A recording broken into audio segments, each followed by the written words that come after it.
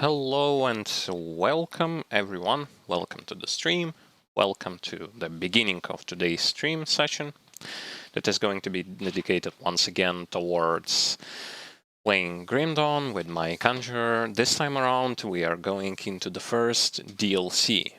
Until we reach late games such as Shattered Realm and Crucible Gladiator, we still need to do 2 DLCs. They're not that long, so hopefully we are going to do them quite fast. But regardless, we still have a lot of content to see, a lot of stuff to talk about. Nothing has changed when it comes to what I did off-stream. The only thing I've changed was I decided to switch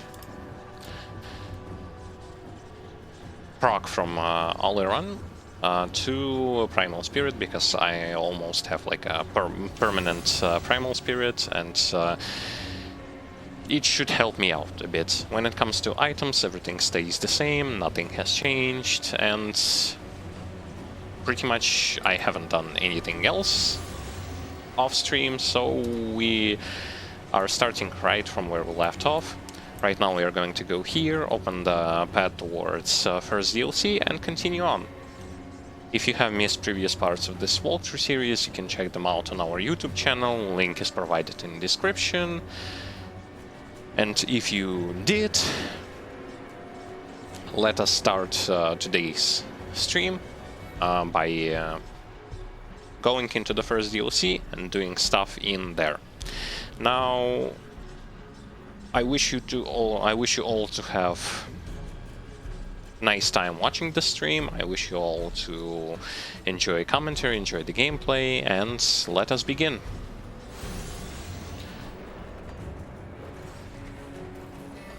I'm not going to use any of those experience potions, mainly because of the fact that I already have maximum amount of levels, so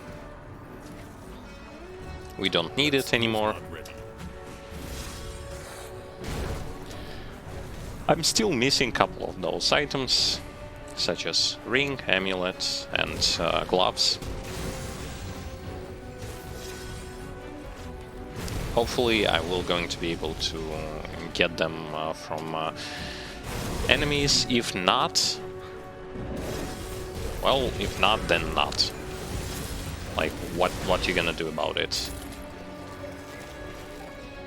I'm going to try and find them via trading with other players.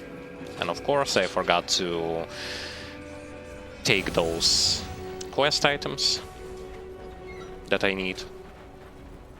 Now I'm going to take them. Where are they? Here's one, here's the other one.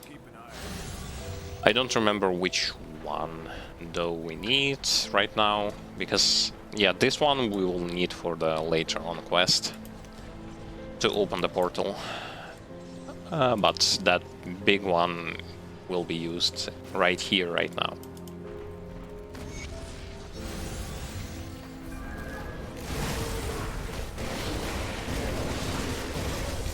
And yeah, I decided to also check the fact like how this character deals with those super bosses. And what I should say is that, yeah, Kalagadra and McDragon are probably the toughest bosses for this for summoners yet, because when he starts to summon, he's like McDragon when he starts to summon that electricity cloud, AoE ability basically. It shreds your pets like crazy, and you have to move around and you have to rotate them, so yeah, you won't be able to just face tank it. And when it comes to Kalagadra, like no matter what you are going to do, this fight will going to take a whole lot of time, and Kalagadra will shred your pets so fast, it's ridiculous. But anyway, right now it is not our concern, like, with them. We will be able to kill Ravager, but when it comes to, like, others, I don't really care right now.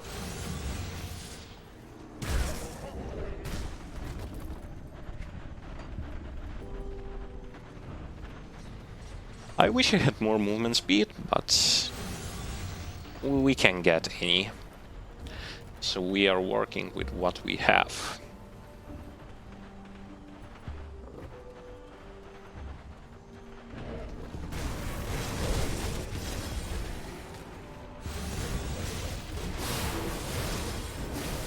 Those plants should not do any sort of harm to our pets or to us, because we got plenty of that poison acid resist.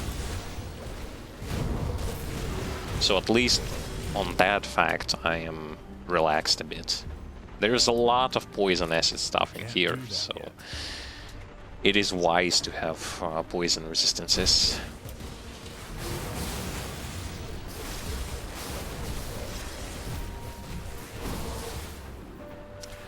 The reason why Oleron Rage went onto the Primal Spirit is due to how fast this pet attacks and has more procs, more chance to proc this Devotion ability. That skill's not ready.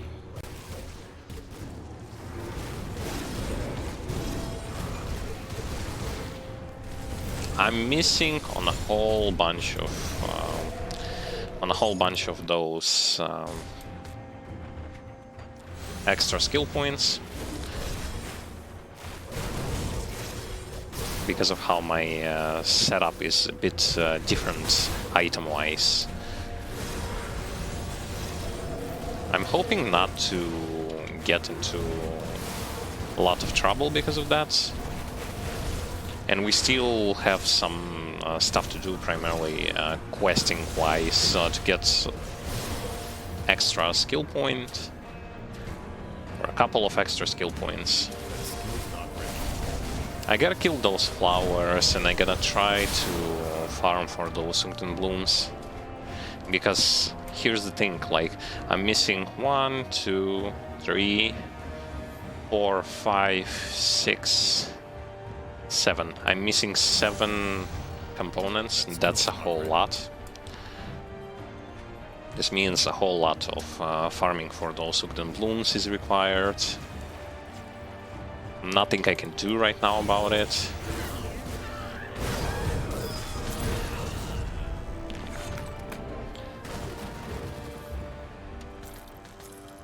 I can't do that yet.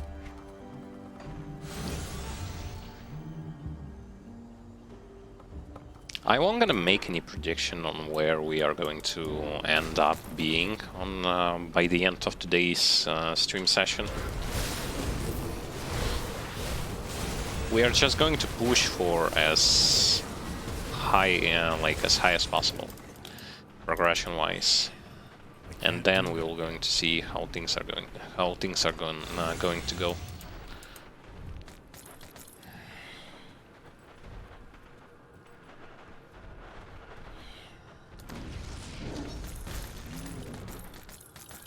Yeah, but I think you have to kind of understand about those Uber bosses and why you shouldn't be discouraged if your character cannot kill them.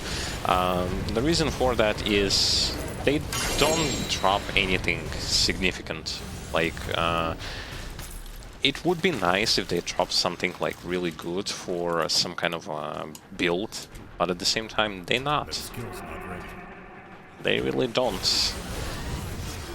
This is why this is just like a personal achievement if you kill them. It's not like it will going to give you some kind of valuable stuff. As a matter of fact, it won't. They're just as useless as like spending time doing nothing.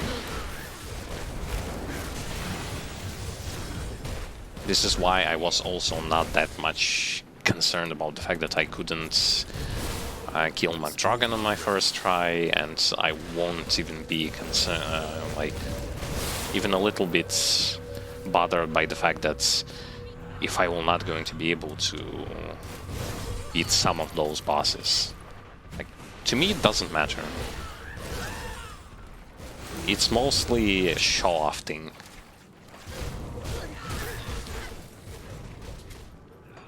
Same goes like with Crate Entertainment boss battle.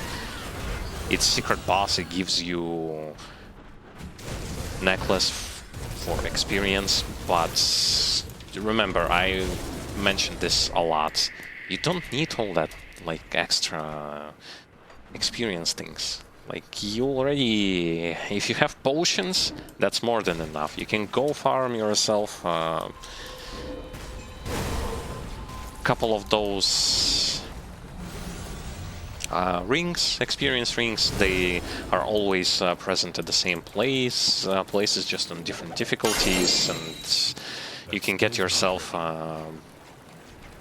Lokarr set and you are good to go. You don't need extra, because remember, penalty for experience is still present.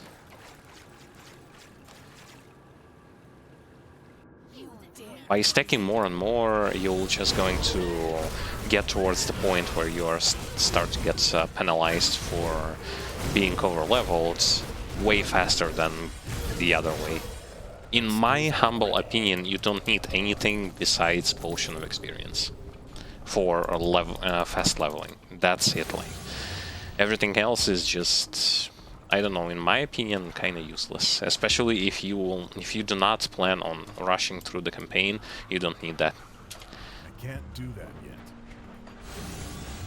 You're going to put yourself in a disadvantage way faster than the other way around. That's my take on those, like, additional XP boost items. I used them like once to level this character. My take, I will never going to use them again. There is no reason, especially not with my playstyle.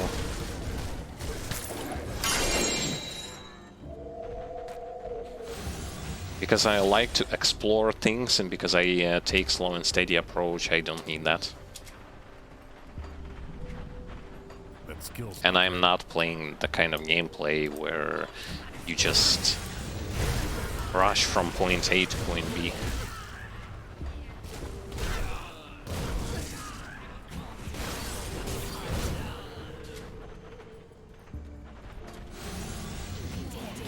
I would see those things being valuable if, for example, it took a long time to get to level 100.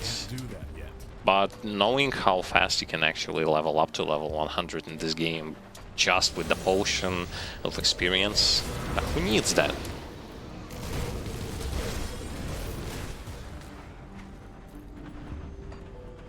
That skill's not ready.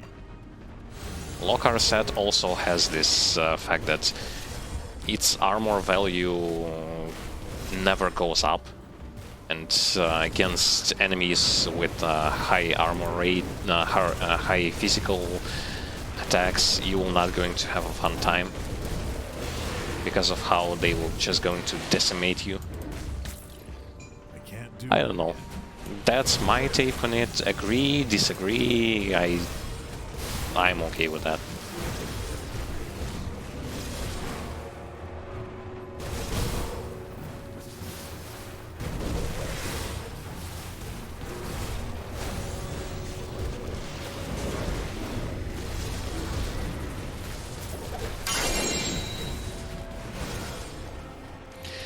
My pets are doing some insane work out there, which is good. The faster we get through the swamp, the better. By the way, right now we can go here. Remember, on the first difficulty I was saying this to you. We can craft ourselves a Heart of Darkness. Thing that we will need for the further stuff to open that Lokarr thing, Lokarr quest.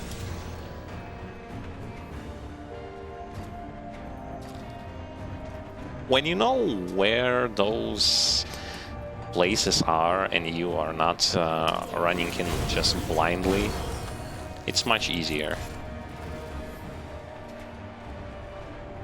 That skill's not ready.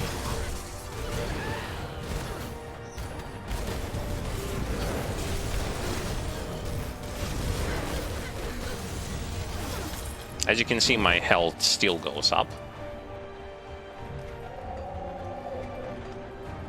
It's 16,000 right now. With 10,000 damage absorption, that's 26,000.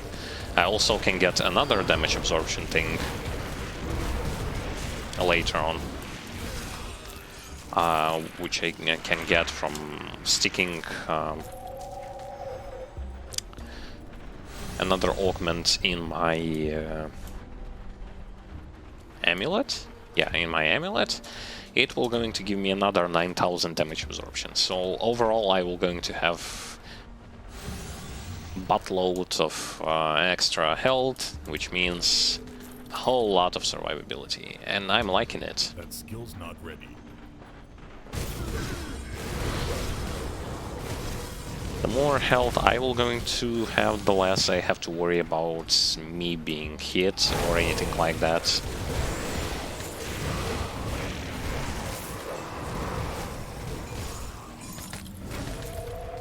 Though once again, my biggest concern right now is the fact that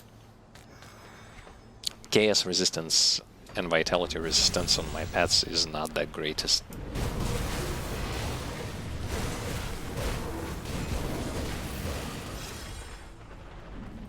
That skill's not ready.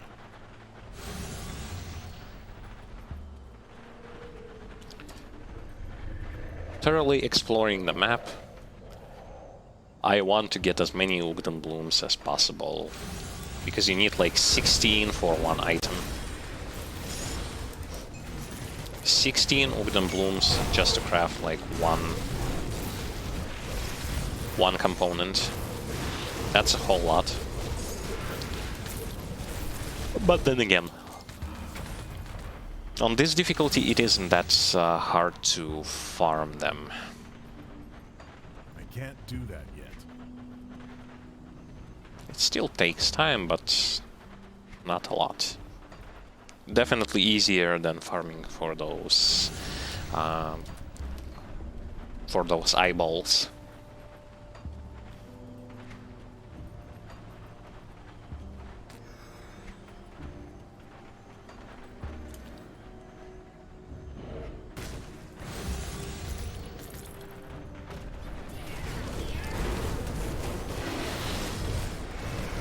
Yeah, it's definitely wise to kind of put this proc onto my Primal Spirit. The reason for that being is that due to the fact that uptime of this skill is very low. Uptime, not uptime, but cooldown is very low, 0.2 seconds. We can even try to get it to like permanently up. It's just insane boost to offense. That's what I'm trying to say. Insane boost to offense.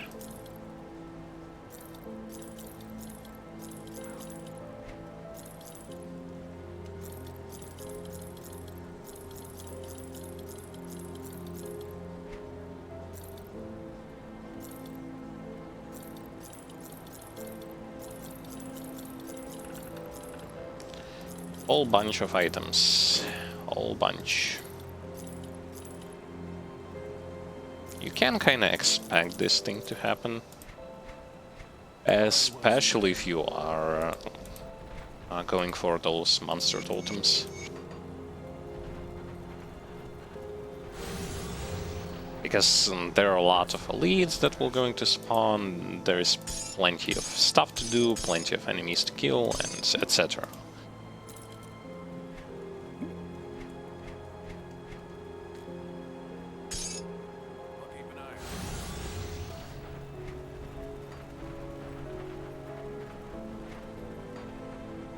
It's going to be kind of hard to complete this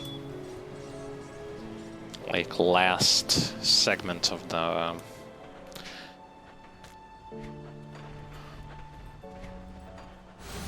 that secret quest line, because I would gonna have to put my pets into defense mode so that they would not kill the quest NPC that we need to.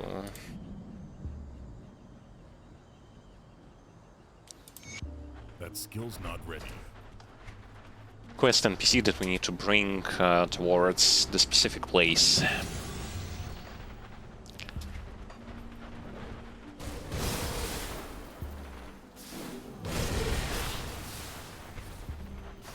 Or Ugdenblooms, I want them. Give me all of them.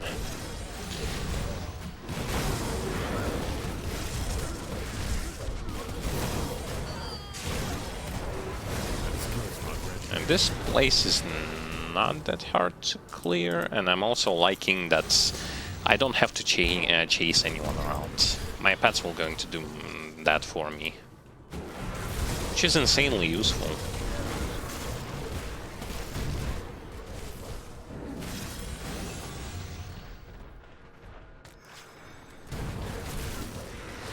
My job here is to just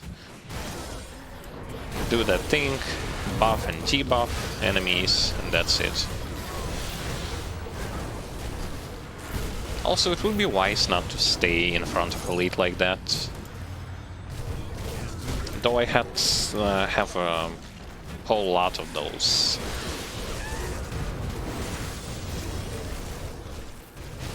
HP points. I still have to play kinda safe. Is there anything here that we need?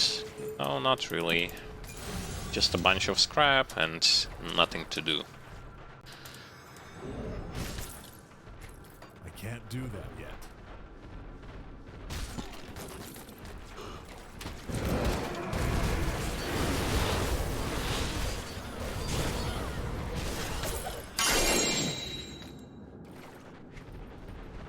New item.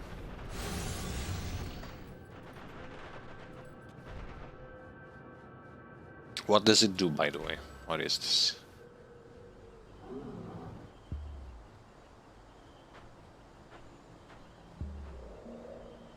Aura of Censure. Lot of Drake. Is this like a cultist and Inquisitor thing?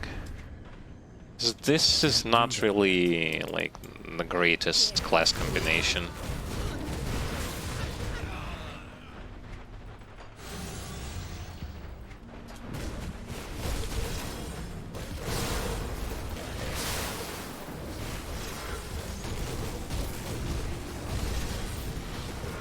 Ignafar Flame, Chaos Ignafar Flame, Inquisitor. Yuck. I already seen how he performs. I don't like it. He feels so weak. He feels so weak while leveling. He feels so weak in the late game as well.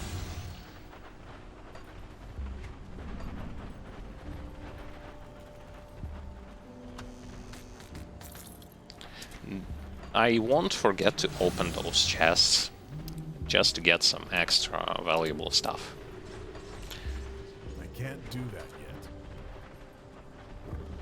yet. And I shouldn't get blown up in the that trap room like I was when I was on the normal difficulty. When I was there on the normal difficulty. Because this time around my resistances is higher.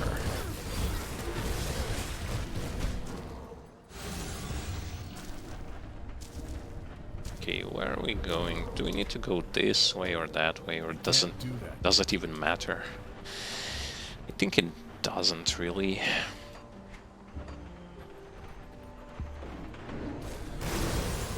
Once we will get out of Swamp area, it will be much easier.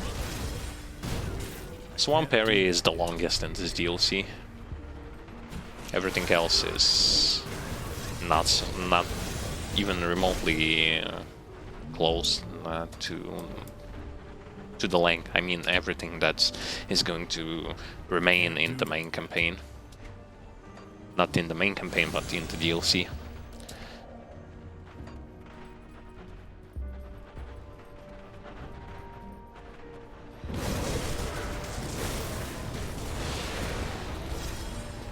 Splendid. Everything works perfectly.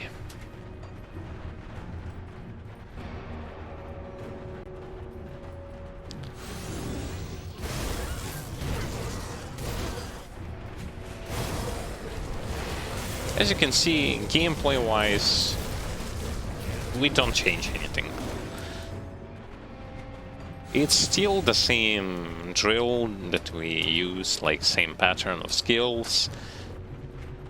It's just that we are going to use those 2 skills for extra tough fight.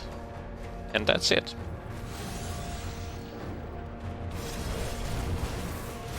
Or when we just want to get rid of enemies faster, we can do that as well.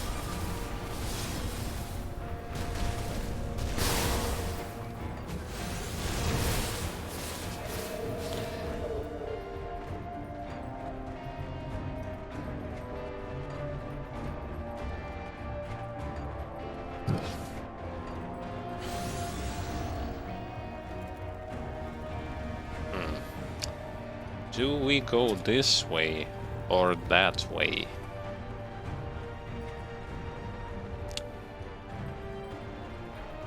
I think to the left first. That skill's not ready. I might be wrong again.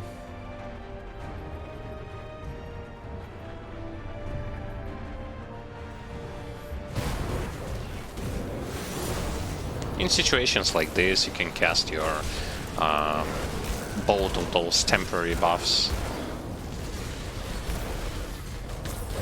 just to get through those enemies quicker, and that's it.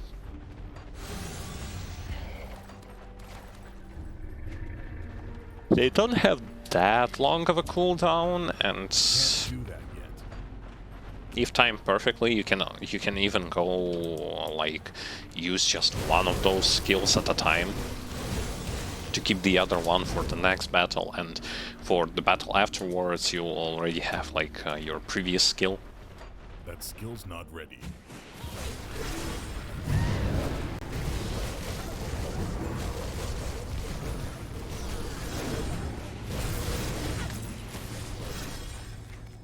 You can definitely do that because their cooldown is not that long.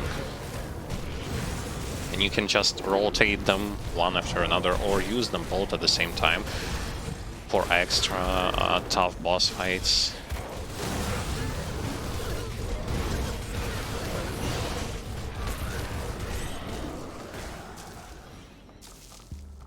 I can't do that yet.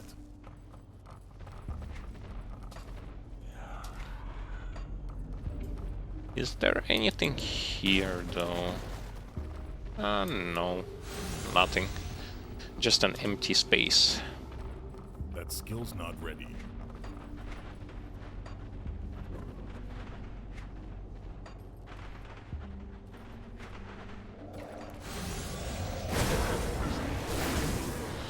Yeah, I'm going to try and do this, like, rotate them. Use one for one fight, the other one for another fight, and so on.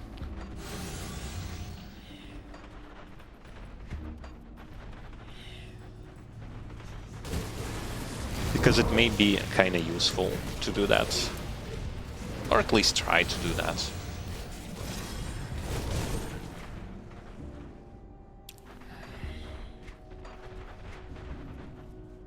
That skill's not ready.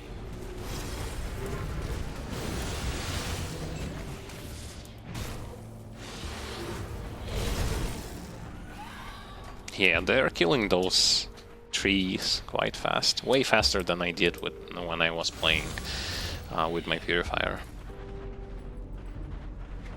That skill's not ready.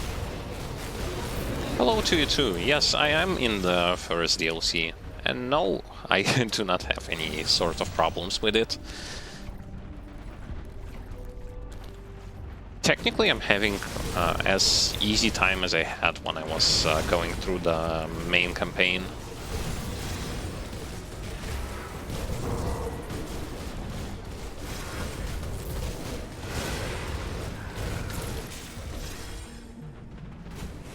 Yeah, because I do not need it anymore.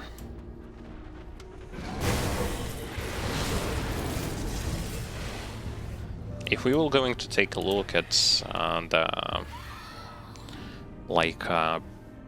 stuff like positive faction thing like this, we are almost done with those two. And by the time that we will going to start clearing the second DLC, we're already going to have this maxed out as well.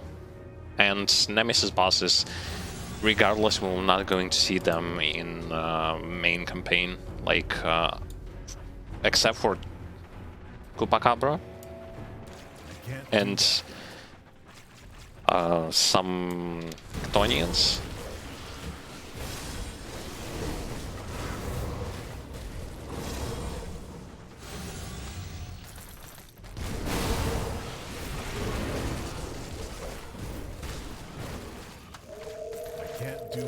I guess this time around I can work without them.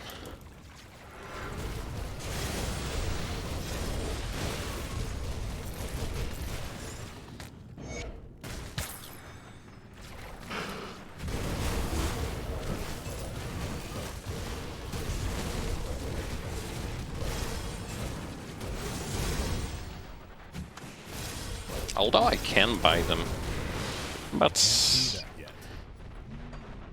yeah, it depends.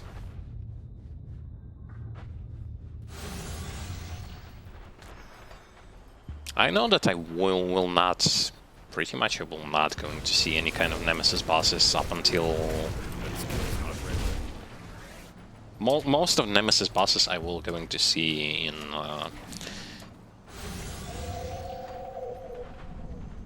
in SR as well as in Crucible. In campaign, only a small amount of those Nemesis bosses are present. If you basically, it's a norm. If you skip second difficulty, which is Elite, it's a norm that you will not going to have Infamy raised to the max with most of those enemy factions, but I'm okay with that. Because I will going to see and I will going to kill plenty of them when I will going to reach Crucible as well as SRs. Like, there will be a whole lot of them.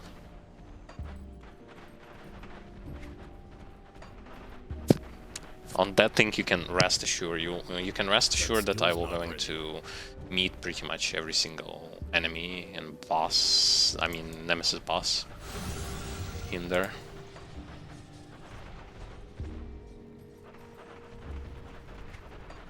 I'll give you a good price on what I've got left.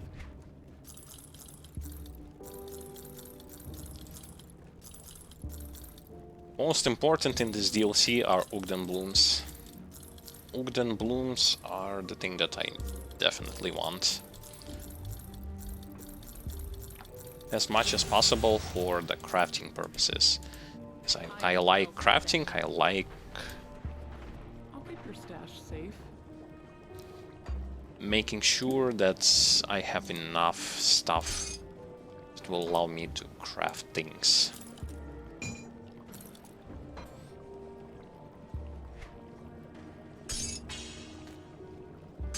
A whole bunch of those quest items that are going to take space in my inventory, but that's okay. Welcome. I think if you see all what you I care. I can't do that yet.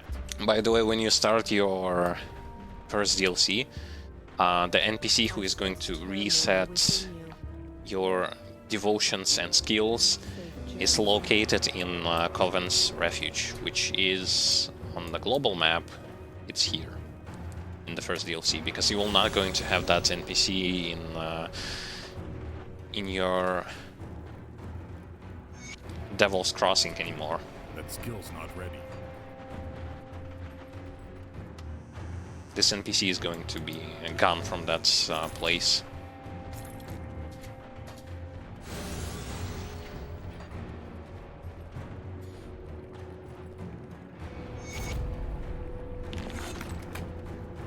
I'm gonna collect some quests from this area, because we will going to need them, need to complete them, for a chance to get something good.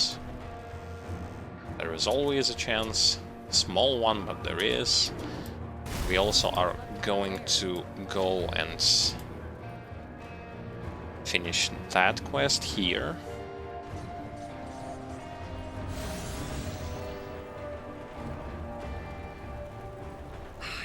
We were never... I can't do that yet. And get back on the I'll give you a good price. get back on the tracks. Do what we have to do.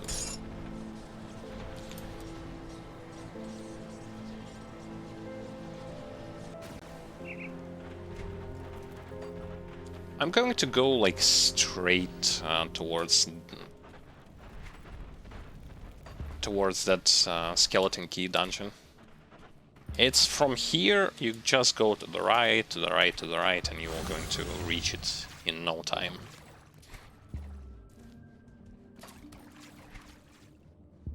I can't do that yet. It's kinda hard to miss anyway.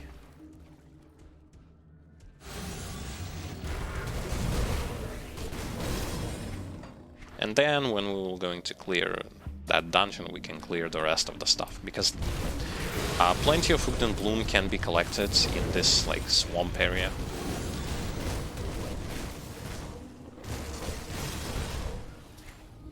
You just have to remember that. Remember that this like whole swamp area, as well as the dungeon itself, is a perfect place to farm that crafting material, which is used for crafting those components.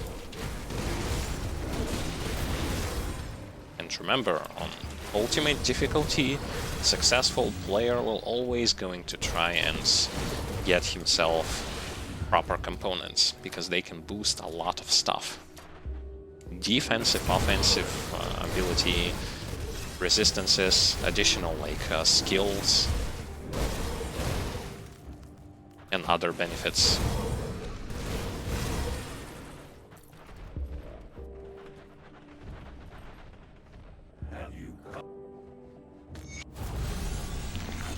Okay, he gave me a skeleton key, which is good.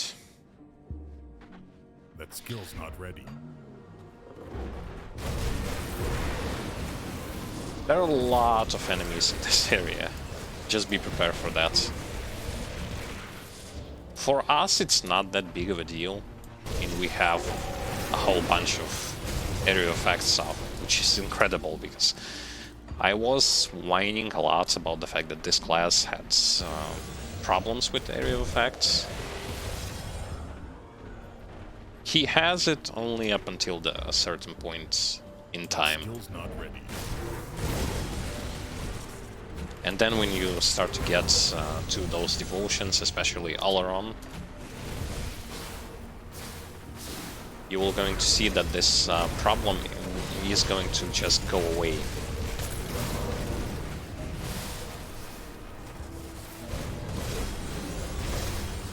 That skill's not ready.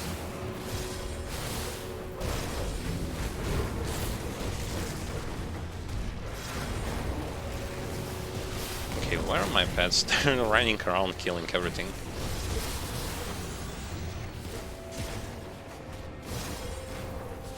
I'm double checking to see that every single of those enemies who can drop those crafting materials will going to be killed.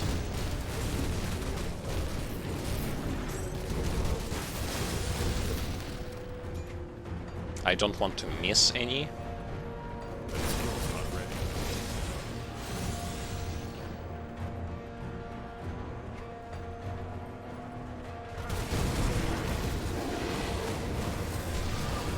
There are also those enemies who can drop those eyeballs, which is pretty neat.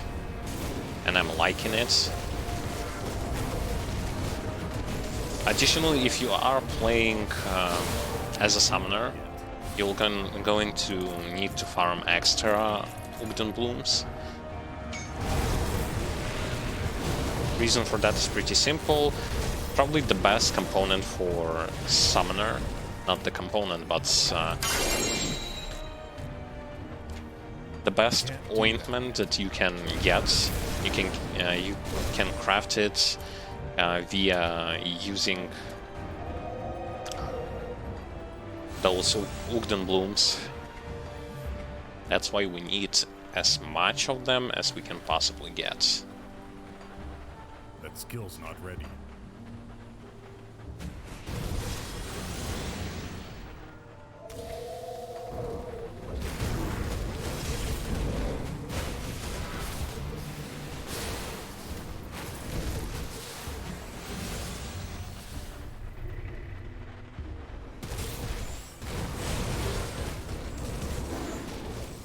Can't do that yet.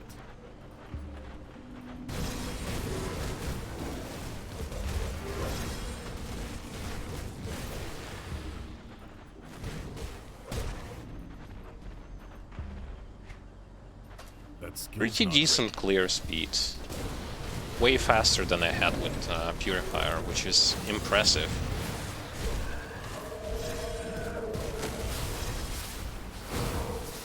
And I'm not really worrying about being squishy or anything like that. It's quite the opposite. I'm quite tanky and my pets are quite tanky.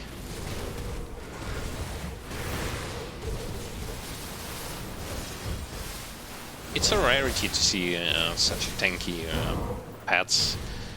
That skill's not ready.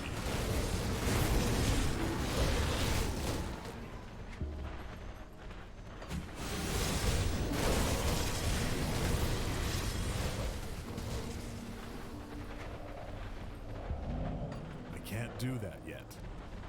We are almost at the entrance to the Skeleton Key dungeon. We are making quite progress when it comes to speed.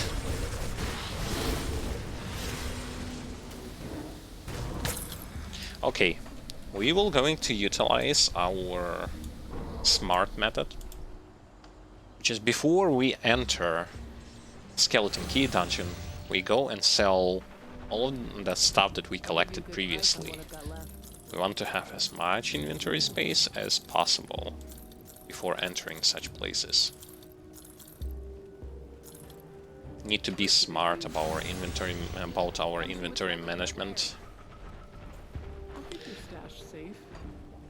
We're also going to store stuff that is not needed, such as those potions.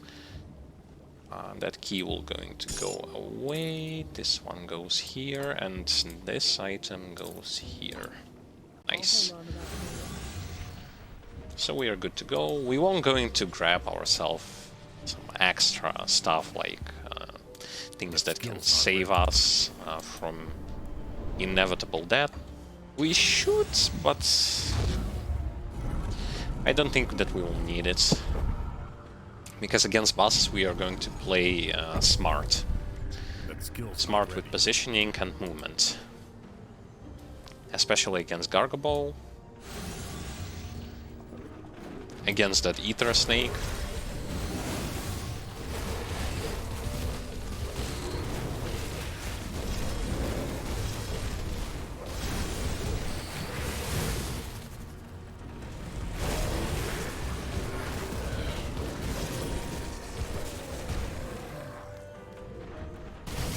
What sort of debuffs did we get? Minus physical resistance to our enemies, but plus elemental resistance. We are not hitting them with elemental. Minus health for us, but plus vitality and maximum vitality resistance. Minus attack speed. Plus ether and max ether resist. I guess it's okay. Could have been worse. Which, by the way, are those debuffs also working on pets or just on me? Because if they are not working on my pets, it's amazing. Then we basically have no need to worry about anything. As long as our pets are going to have what they need, it's okay. Not ready.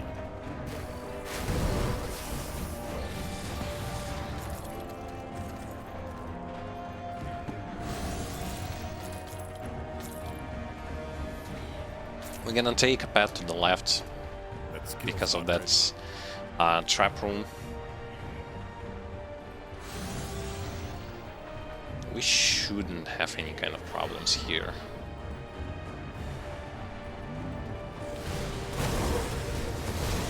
I'm going to be wise about using my buffs.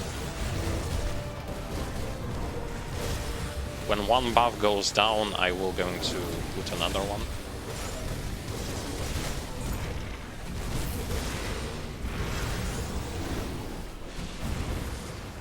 So that the buffs are always up. Easy. Easy peasy. Lemon squeezy.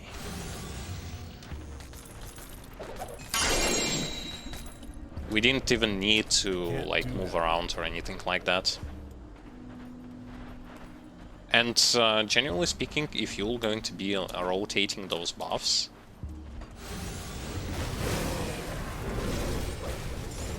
you're going to have like a permanent uptime of them. Oh, almost permanent.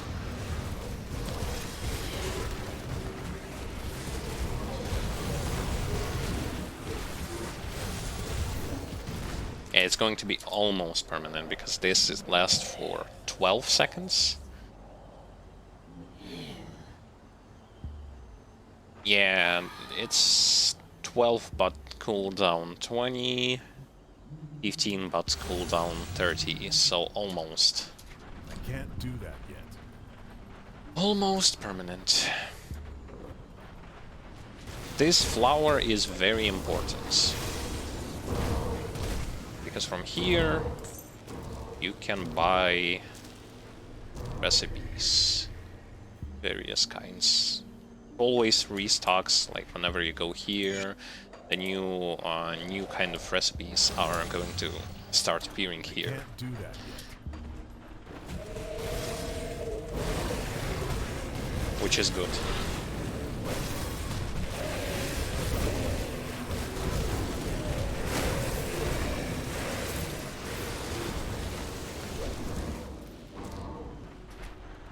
I can't do that yet.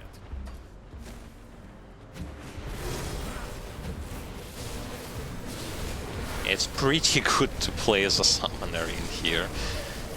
Enemies are, like, even though stuff still flies in our way, it's not as bad as it might seem.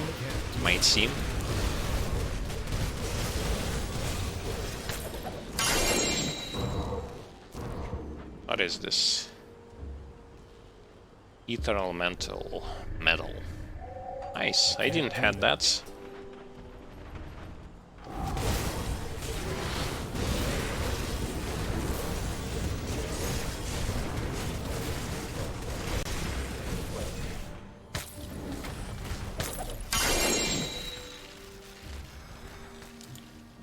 Whole bunch of items. I should have turned off auto picking up green items. But luckily enough, there isn't that much green items that are dropping in this area. So I'm good.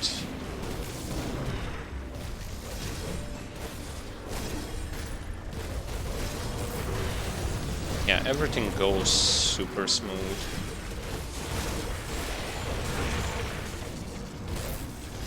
As it should be. I didn't put so much effort just for nothing.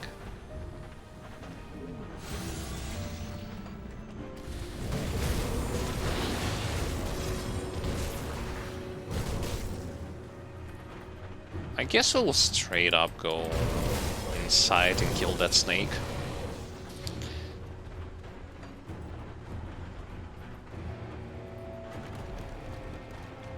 Let's see how the snake goes here.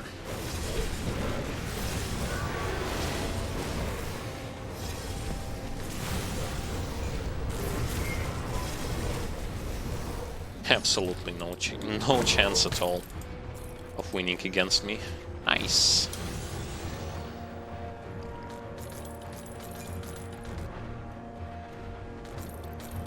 Yeah, I would like to have that conduit, but it's kind of random what kind of recipes will be in stock. I will definitely need to visit this place like multiple times, just because of the fact that I need Ugdenblooms and I need conduits.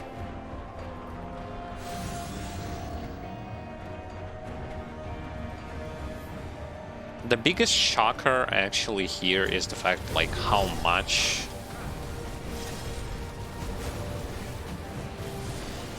skill points am I missing from this build. That's like the biggest shocker.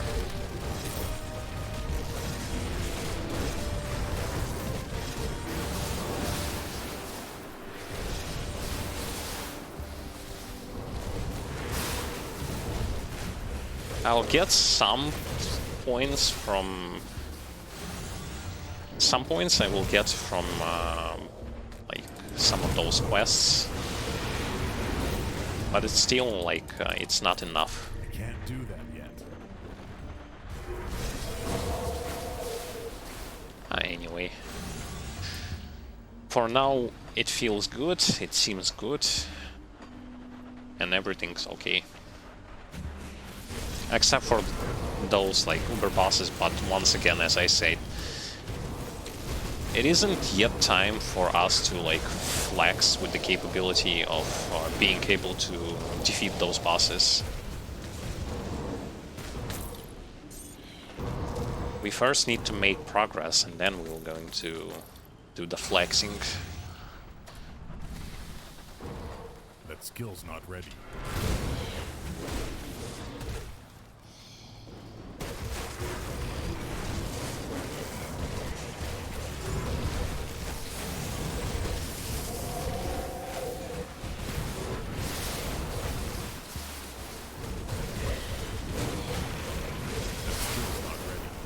I actually bought a lot of recipes from that flower, so whenever you go into this dungeon, make sure that you at least reach the flower itself. Missing on those recipes can be... can feel not that great. You want to have those recipes.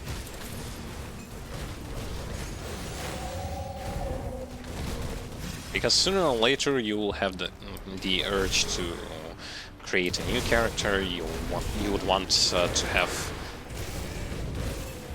best gear on that fella, and for the most part there is no way you're going to have like all of the best gear or proper gear that you need for him.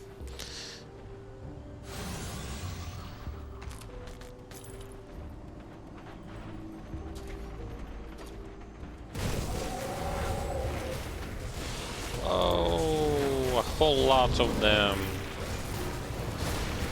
Yeesh. I like when there are a lot of enemies on screen. The game's frame rate goes into gutter like completely.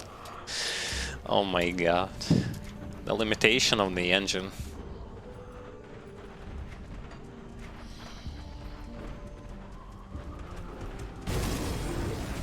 Literally the limitation of the engine in a nutshell.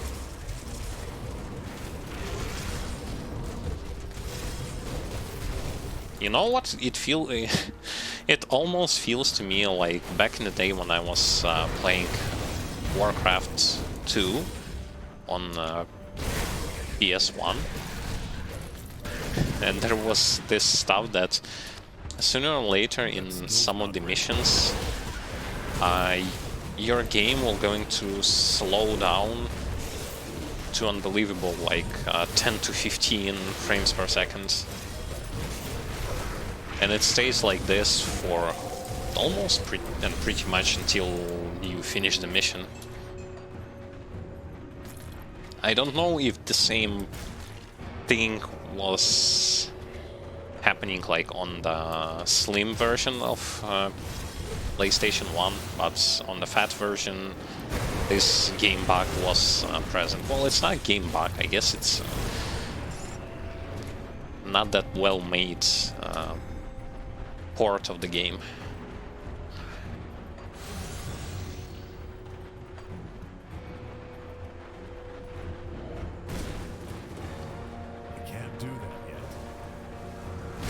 Have I went into the wrong way? Yeah, I did. Oh man. I went into the wrong way first.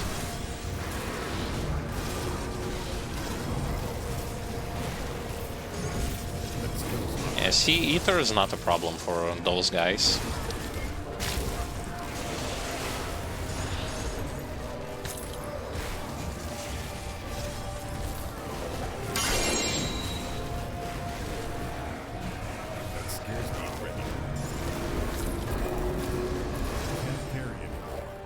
Oh, I can't carry anymore.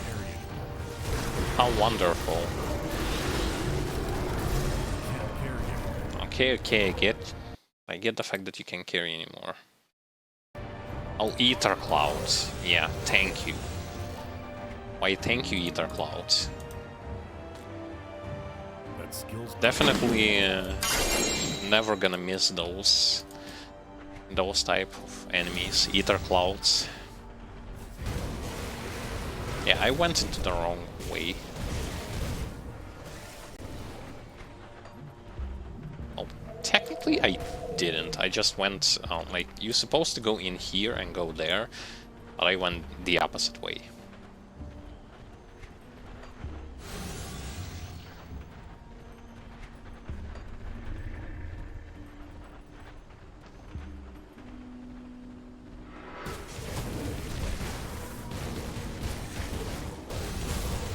So far, so good. Slowly approaching Gargaball. You know, that big tree boss in the end of this dungeon with 2 phases, where you absolutely have to dodge his volcanoes because of how threatening they are.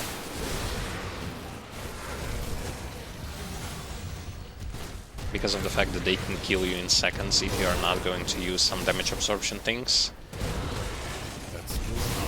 To kill his flowers also, especially if you are the kind of character who is utilizing auto attacks.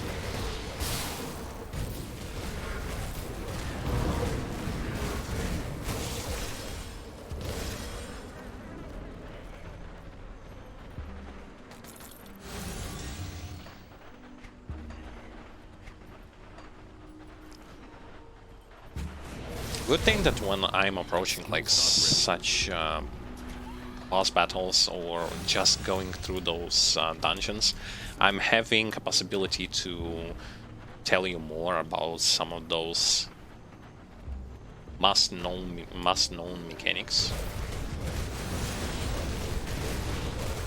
If you want to be successful. I'm not using buffs for the first phase specifically, for the specific reason.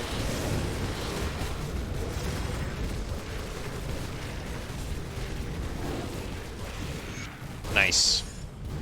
They killed him before he was able to cast any kind of volcanoes. Nice. That skill's not ready. I lost my bird in that fight, but that's about it.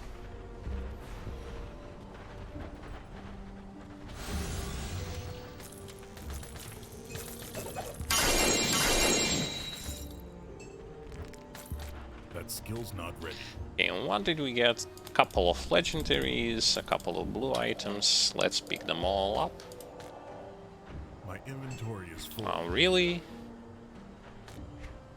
Your inventory is full. My inventory is full. Are you kidding me?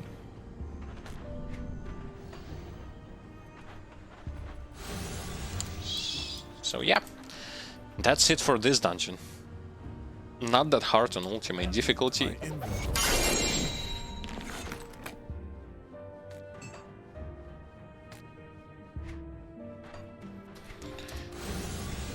I get a bunch of legendaries and we can just continue on with exploration. How many Ugdenblooms did we get? Where are they actually? Let's see. 6. I guess we already have like at least for one component we have. I want 2 Eldritch mirrors in my chest armor and head armor, but because of that I'm going to lose some of that chaos resistance. Can't do that yet.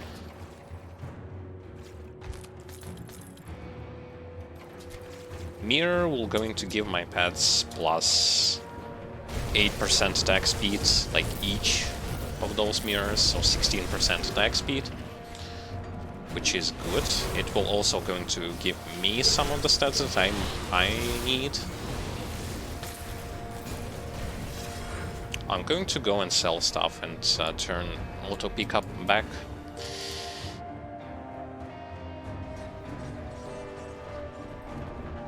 Auto pickup goes back on.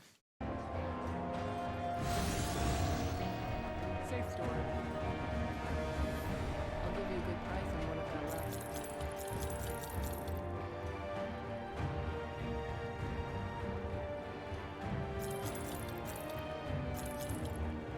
That Lost Soul set, it's basically for the Necromancer pet build. This is why I'm going to keep it, because maybe sometime in the future I will going to make myself this kind of character.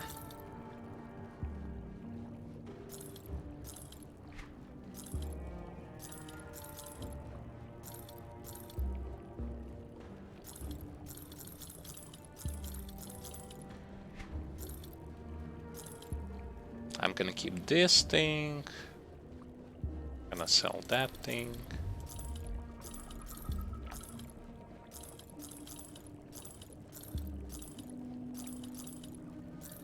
I know how the ring that I need looks like. I don't see it in here. Corbus Furs. Who knows what kind of stuff is this?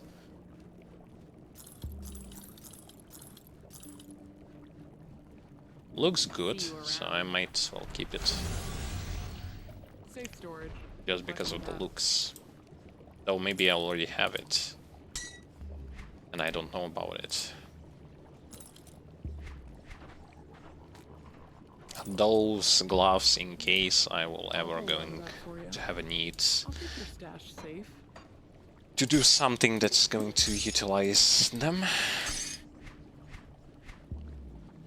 It's kinda not the greatest idea though, It's safe with me. to keep things just because maybe in the future you will going to do something with them. That skill's not ready. What I probably will going to do is that I'm just going to simply like open up some builds that I will be interested in the future and just try to get items that I need for those builds. And those that I don't need, I'm just gonna skip them or sell them. Whatever. I can't do that. Because otherwise you won't really going to have enough space.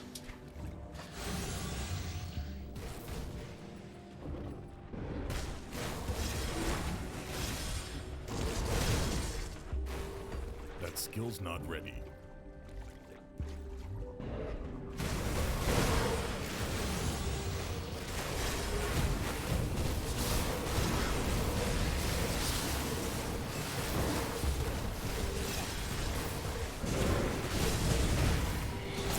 Yay! Clearing everyone so fast. Such a speed. Such a speed, I'm liking it.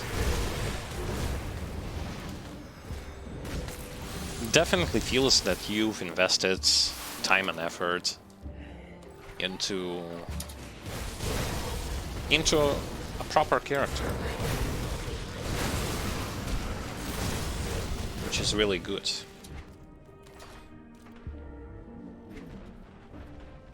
That skill's not ready.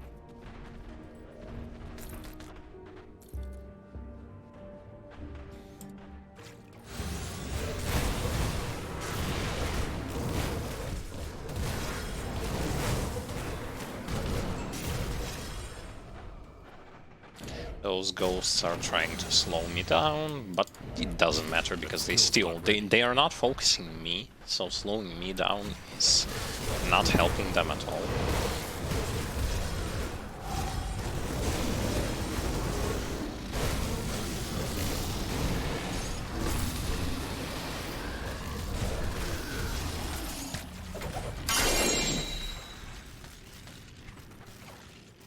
That's the third one. Oh, come on. I already have them. I can't do that yet. Those, by the way, are world drop items. In case you do not know what that means, basically items that can drop from anywhere and anytime.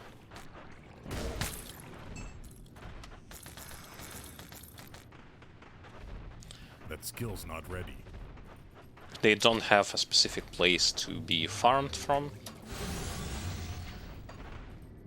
You just kind of have to pray on RNG on that they will going to drop, or you will going to have a recipe to craft them, or someone will be generous enough to donate them to you, or to just simply sell them.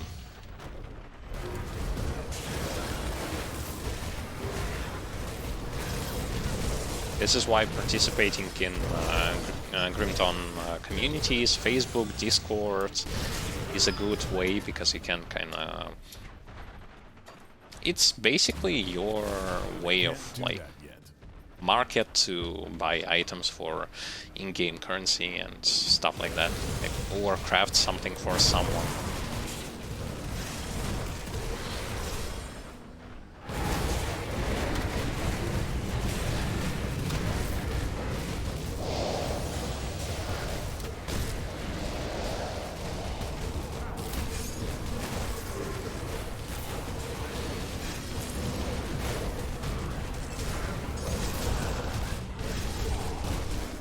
That took them a while.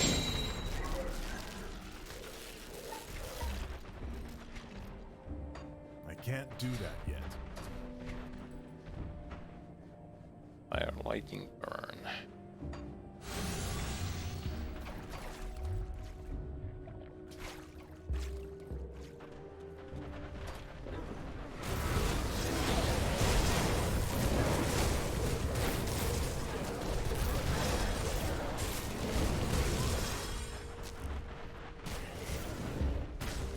Skill's not ready.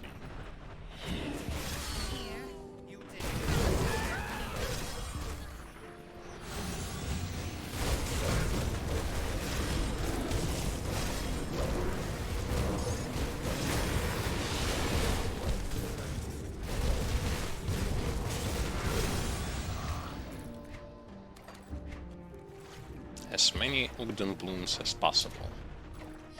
I can't do that yet. I guess by spending like a couple hours on just farming swamp area, you're going to collect all the Ugdenblooms you need. Because on ultimate difficulty they tend to drop a lot.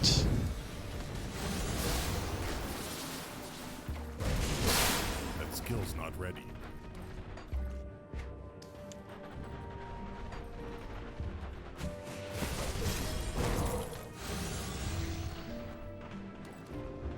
Okay.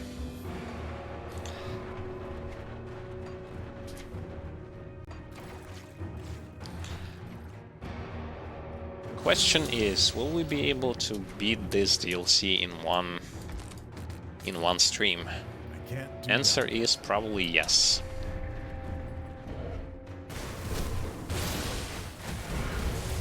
I know that I can beat second DLC in one stream pretty easily. I've done this like multiple times already.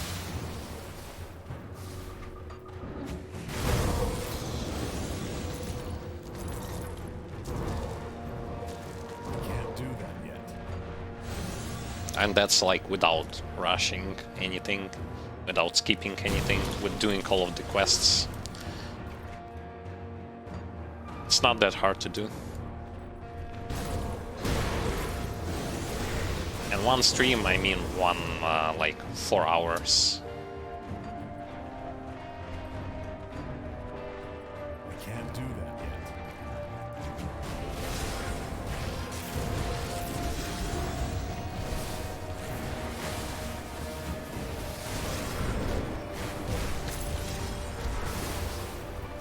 Oh, we are reaching this this annoying boss fight. Okay. Last time we almost died here. That skill's not ready.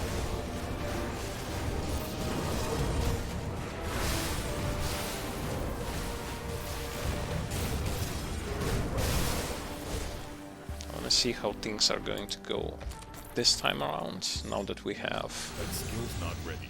good resistances to crowd control, as well as proper gear.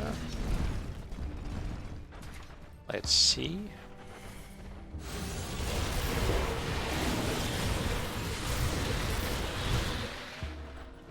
I'm gonna keep those buffs until we reach the boss himself. No need to spend them randomly. Wow. 3 Ugdenblooms on just one altar. Can't do that yet. I'm gonna open a portal here. In case I die, I will have a way to go back.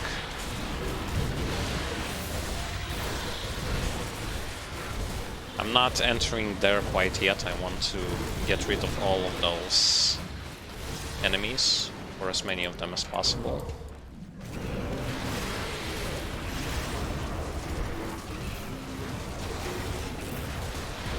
Let's see. He summoned his stuff, and he's dead. Easy. And this time around he wasn't aggroing on me at all, neither were his minions. Spectacular.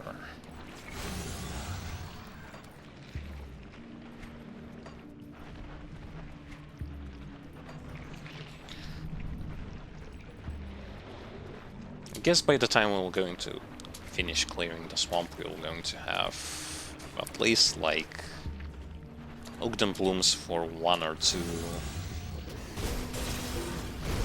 of those components that we need.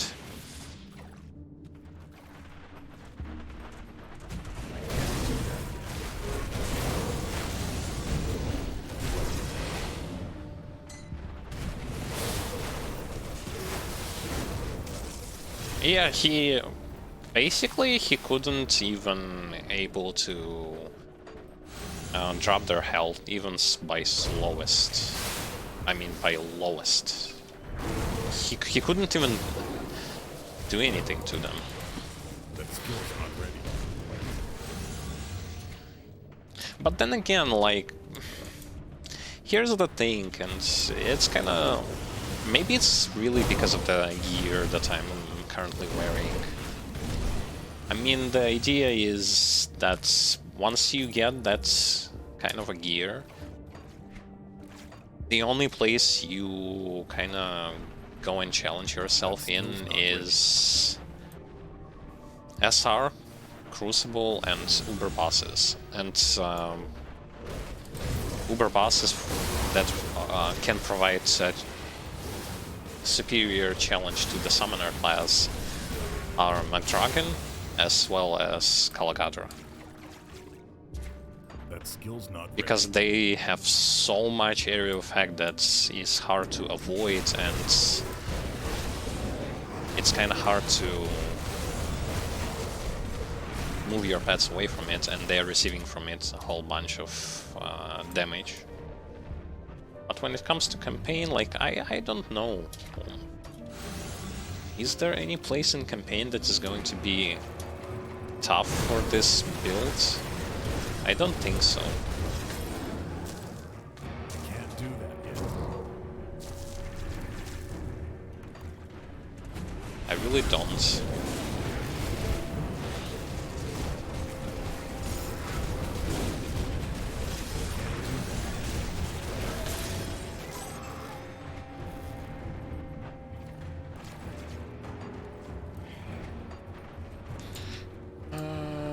We are clearing Ugdenblooms swamp area, and then we will be... We're almost done with the swamp. Almost. Not ready. Which is really good. Basically, by the time you kind of clear the swamp area, you can consider this as like half of the first DLC being done with, because the other half is very short.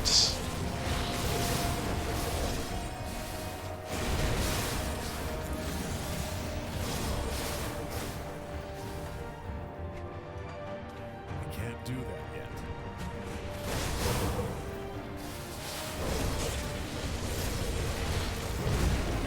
And it's really useful, the fact that I decided to just switch all around from Briarthorn to Primal Spirit.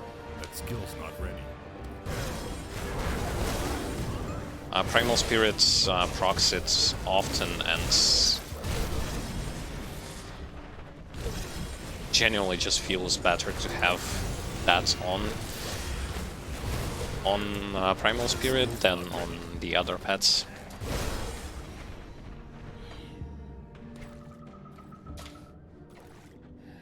Especially since we have almost no cooldown on this cat creature.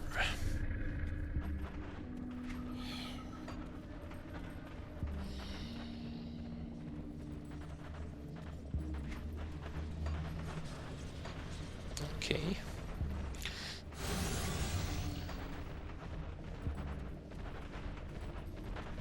Need to get to Barrow Home.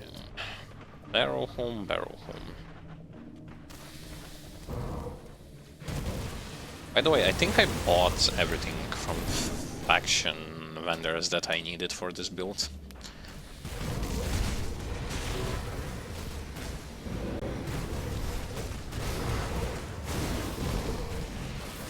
Yeah, I bought everything.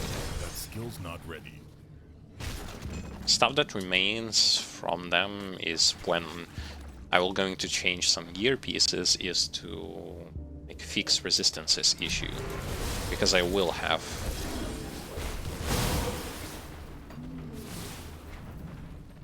some issues there.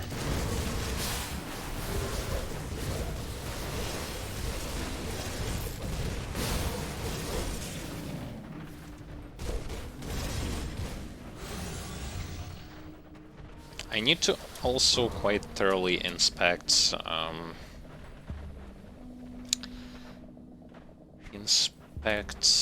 what should I inspect? Inspect the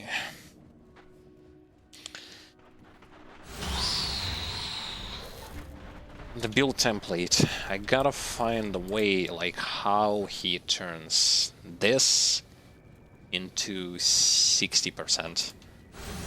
Judging by those items that he has in the build, I don't quite see like boost to chaos resist on pets in there. This is why it kind of confuses me a bit.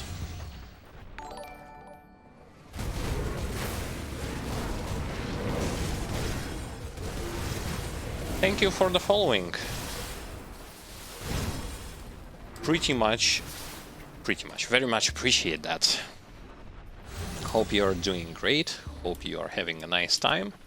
Welcome to the stream.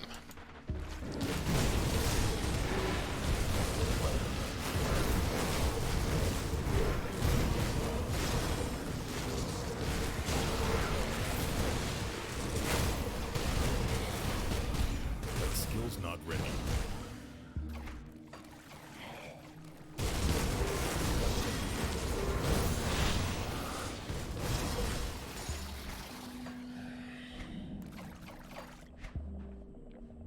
So yeah, we really need to fix this. By taking it up to 60%, it will going to help our pets to sustain chaos attacks.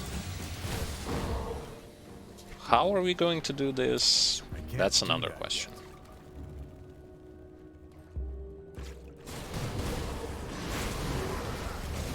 We first need to get those missing gear pieces, and then we will going to worry about the rest of the stuff. That skill's not ready.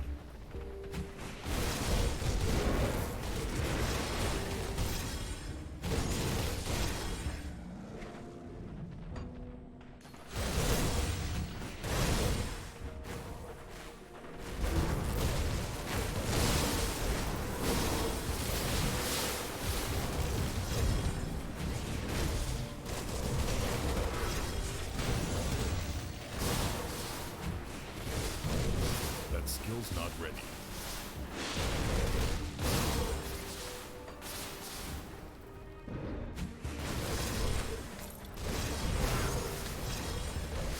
More Ugdenblooms. More stuff for crafting. Yes.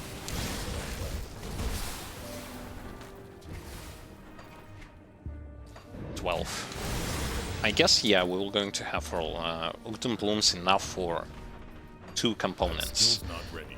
The question is, what kind of components will we going to go for? I think we can go for double mirror in head and chest.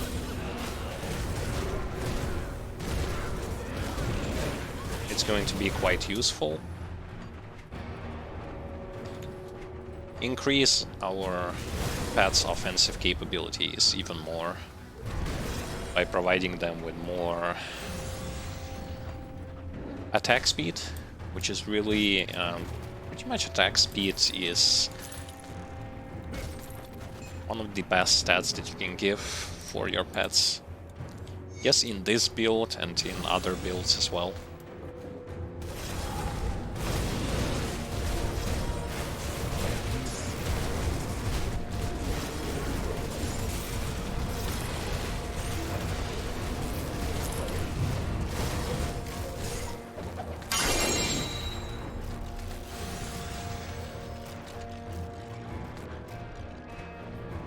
Skill's not ready.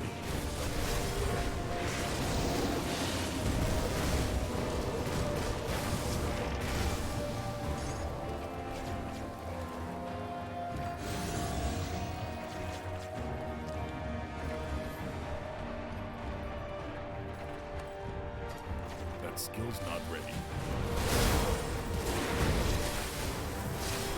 We can either do that or simply go with, for now, with double defensive components. Both of those options work. And we need both now, like all of them.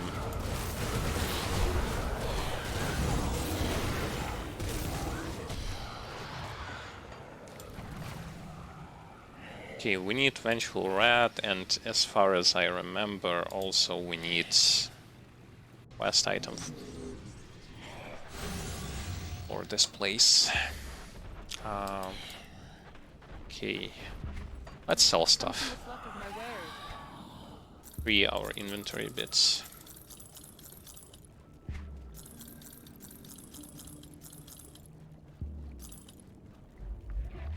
Is this? No, it's not for that. This is worse than mine. Actually, I got a very strong proc on this. Because as you can see, this one, even though it's level 94, it only gives 56. While my gives 154. That's definitely good. I was super lucky to get it in first act, in Act 1. in the main campaign.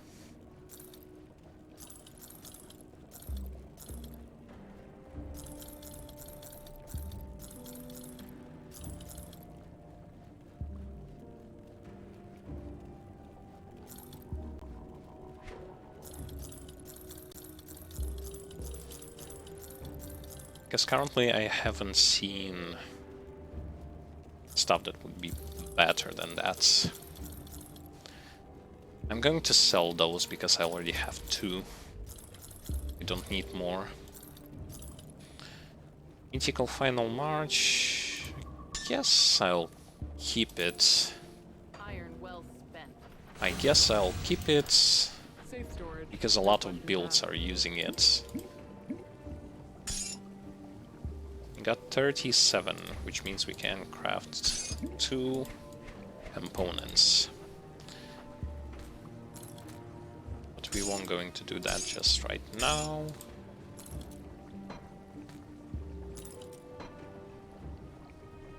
We need 1 Vendigo Spirit for the quest. How much chaos resistance am I going to lose? 12%. Vitality. Vitality is good though.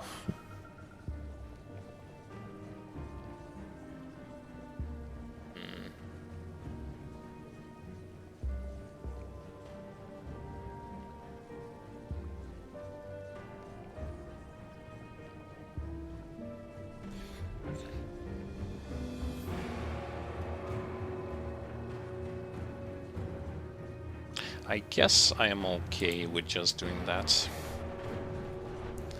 It's either this or something else.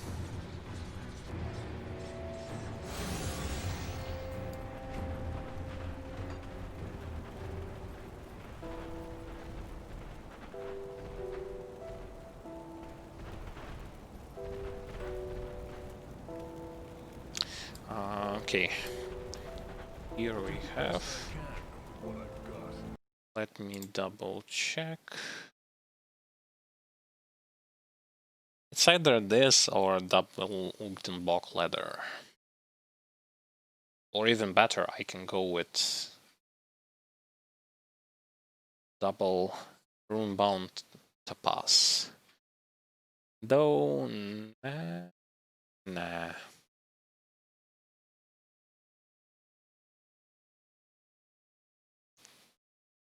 I can even go with this.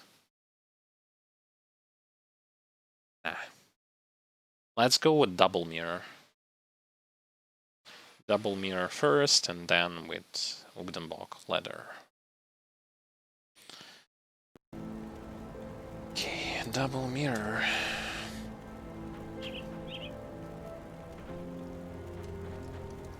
$16 plus 16. Ah, wait a second. We can go with double one. We are one short. Fine, fine. Then we will not going to do that.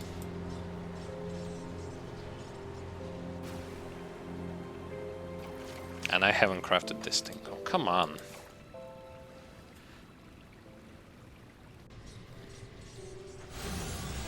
Checked one thing, completely forgot about the other one. Scrap metal. Go on now.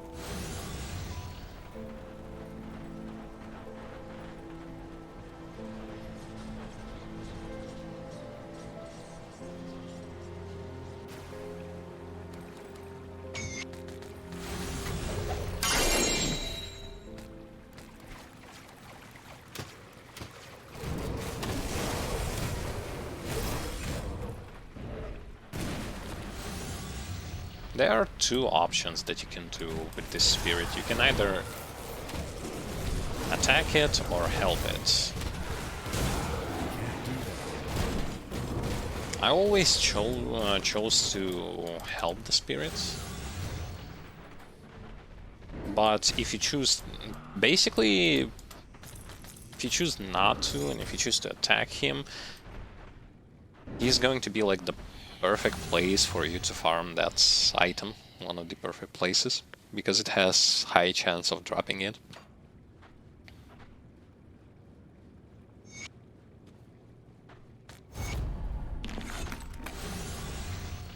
But since I already have that item, I don't care. I can't do that yet. I can leave him in peace.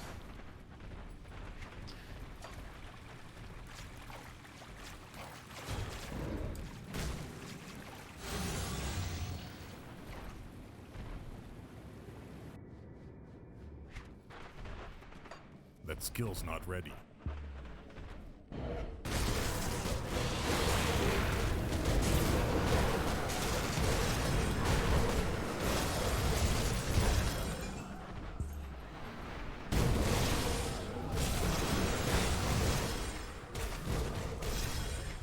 That skill's not ready.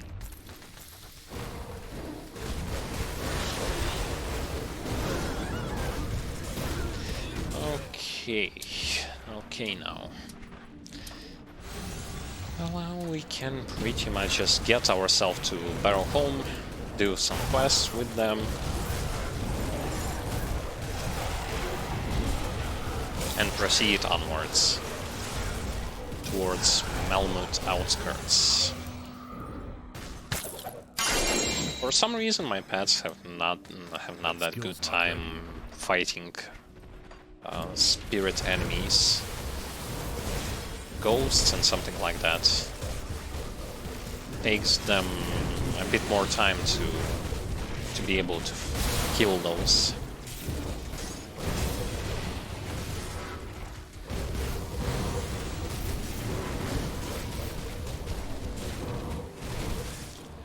Don't yet know what's the issue. Probably the damage type that I'm using has to do something with it.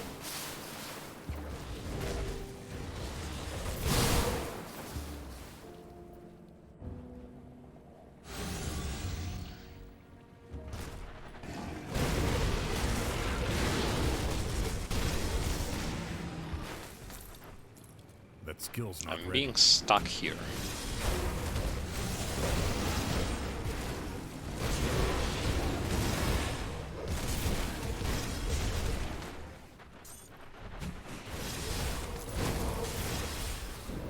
Also quite pleased to see that the crits, genuinely speaking, pets will going to have a very high amount of crit chance, especially if you are giving them more and more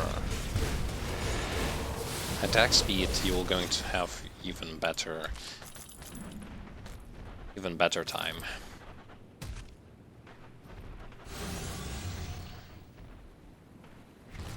I can't do that yet.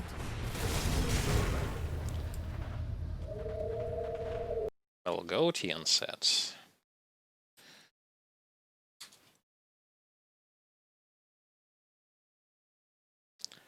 As far as I know, that's a world drop place.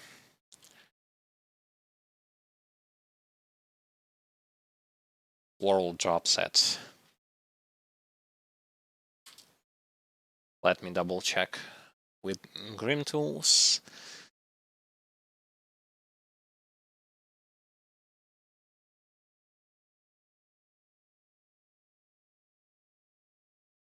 Yeah, it's a world drop set, which means that it can drop from anywhere. Like if you are on ultimate difficulty, it's basically considered this.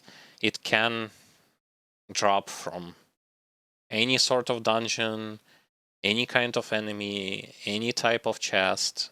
There, unfortunately for those items, there won't going to be a specific place where you can farm them.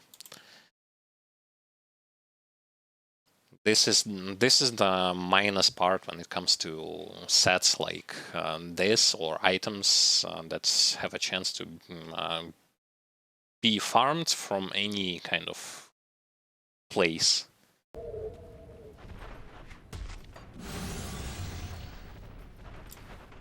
So unfortunately, there won't be any kind of magical place or better or worse place to farm for them.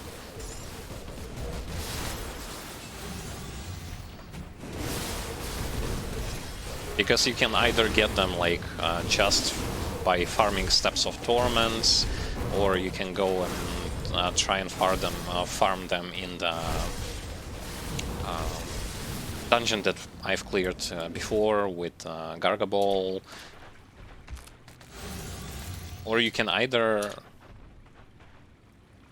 like be lucky and get a recipe that is going to allow you to craft this to craft those gear pieces.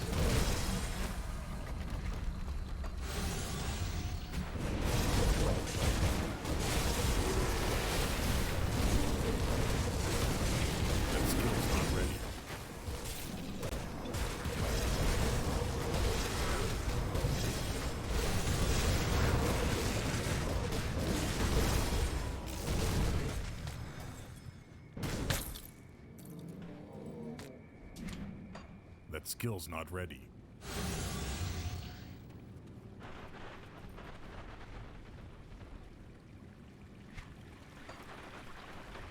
Genuinely speaking,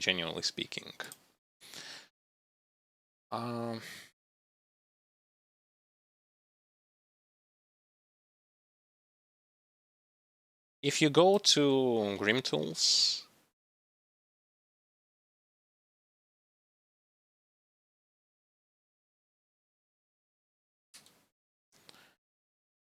and you're going to open the item database, and you're going to type specific item in there.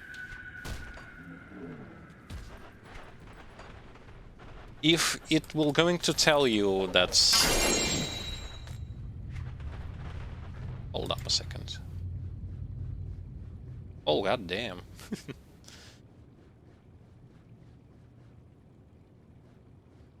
That's the gloves that I need. See, that's another world drop thing that I was lucky to get from a gold chest.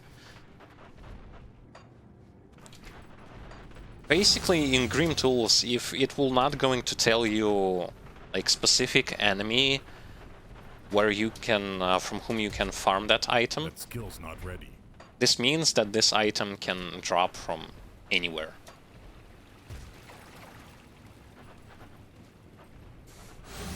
That's how generally you know whether or not it's farmable or it's a world drop.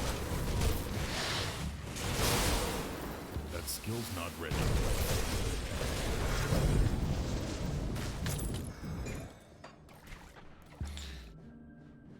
Oh boy. Pierce bleeding, ounce of bismeal.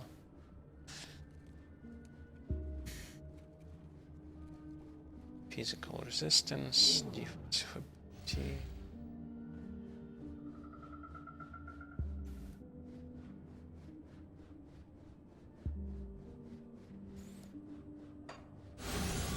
Just by looking at this item, I'm not really...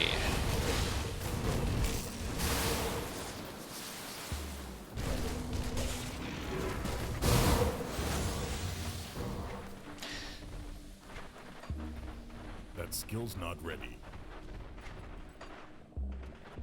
Then kinda your best bet is to try and get them just from those dungeons that I was mentioning, the Skeleton Key dungeons, and trying to open as many chests as you can, because chests have a chance to drop some really good items on ultimate difficulty.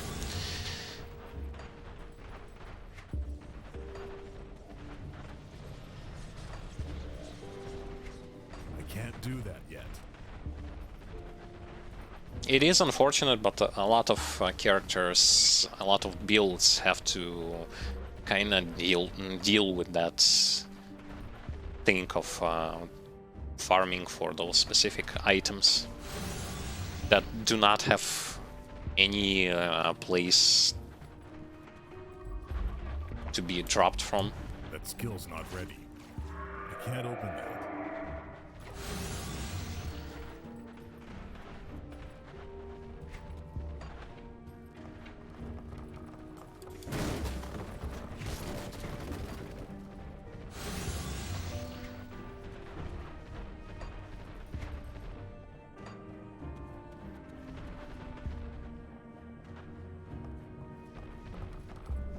strike me as somebody. All right.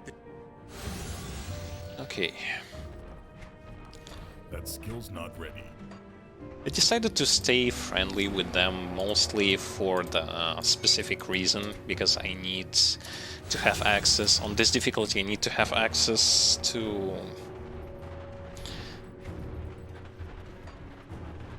Ravager boss fight. This is why I need to be friendly with them. To do their quest line up until they will going to summon Ravager, and I will be able to fight him. Ready.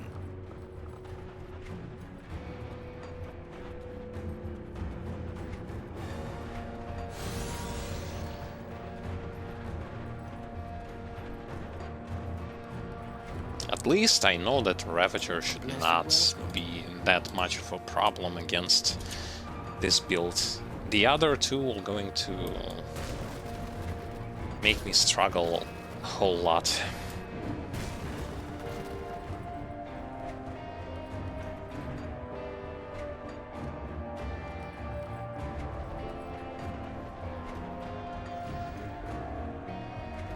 See, I don't quite get it.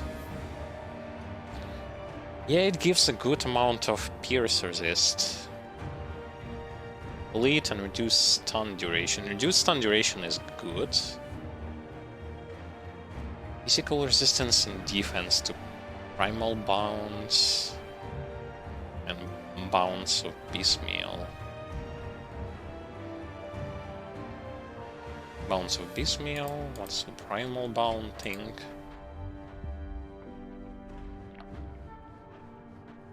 Where is it? Oh, there it is.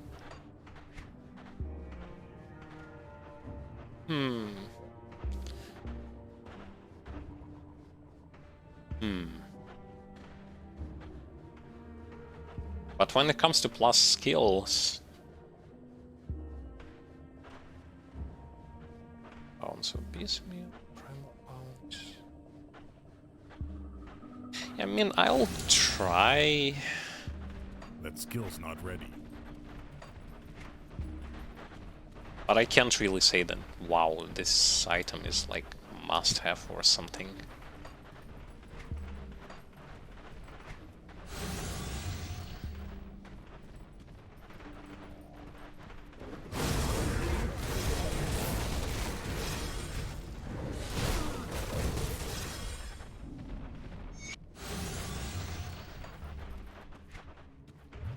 Okay, should we go to the left side first?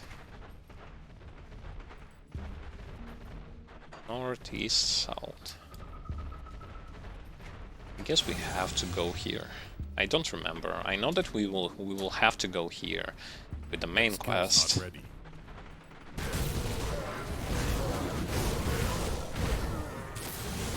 Main quest, we go up this way. We won't going to go there yet. I can't do that yet.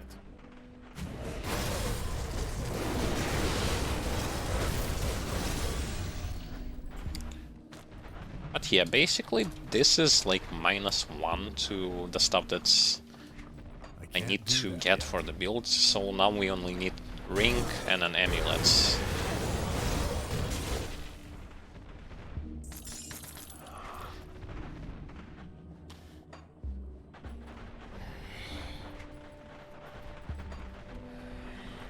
Wait, are they really like this value bonus to all pets does not increase? And I was super lucky to get that. To get that plus 154. I can't do that yet. I was thinking it has to do something with level. I mean, because my previous also, the one before that also had like 56, but it was for level 60 or something. And I was thinking that it just had to do something with the fact that it's low level. No, apparently it isn't. Apparently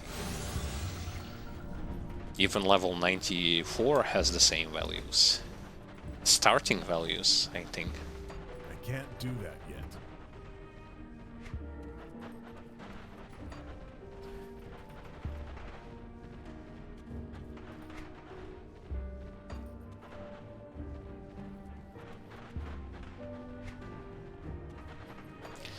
Okay, I'm going this way now.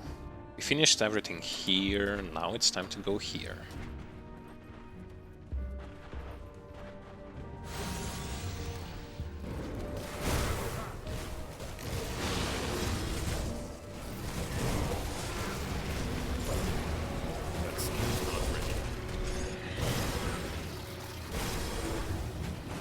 Reactivating another ward, and then going this way.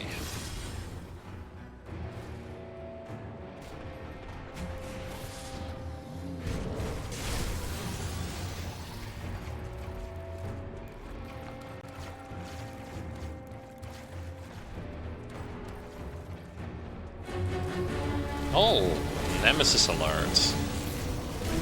Oh, haven't seen this in a while. Let's see what you have in store for me.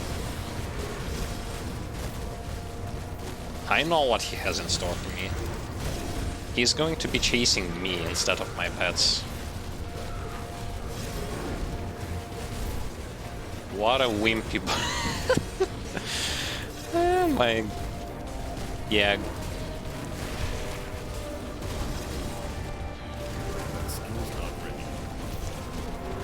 This is what I call getting wrecked, Nemesis boss.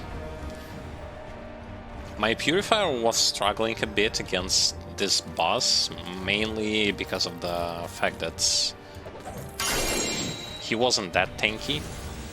And also I can see that you can slow them. Curse of Frailty slows their movement speed.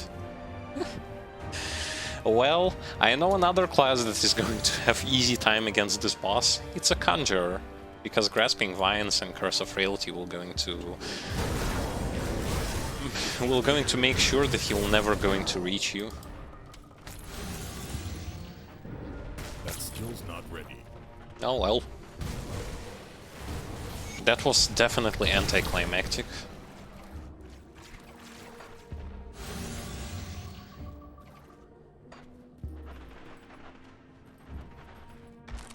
That skill's not ready. So that was pretty much, in a lot of cases, this Nemesis boss, unless you're using Infamy Scrolls, which I'm not using, this Nemesis boss is going to be the first boss for you to deal with. Judging by those previous characters that I have leveled up, it was always first Nemesis boss is of the monster faction, like those animals.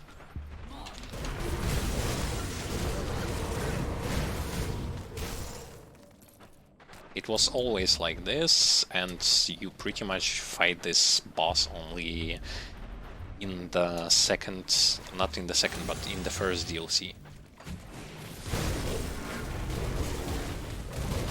When we are speaking about main campaign. When we are speaking about other stuff, like SR or Crucible, you're going to face them there as well, no matter the infamy status with factions.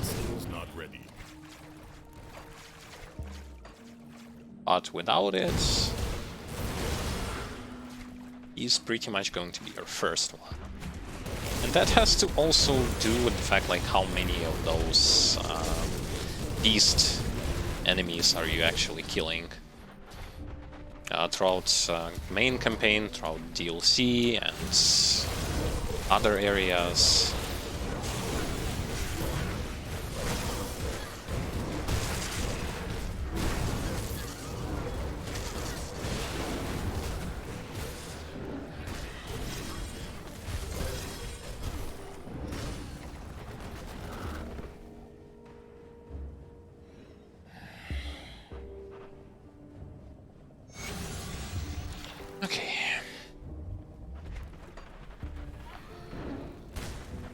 That skill's not ready.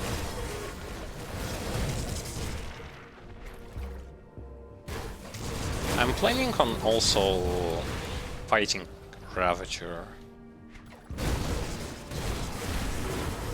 When we will going to at least try to.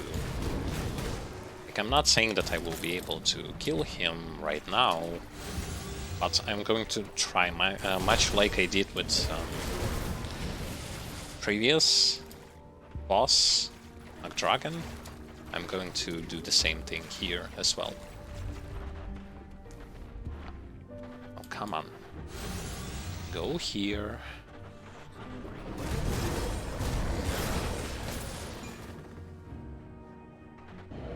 I can't do that yet.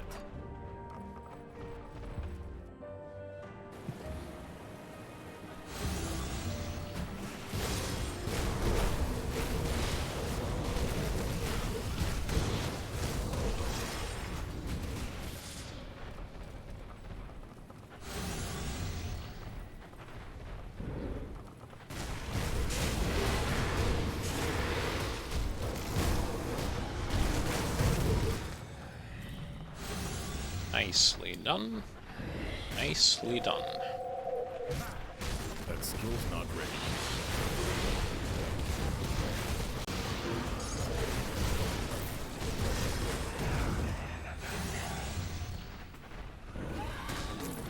I can't do that yet.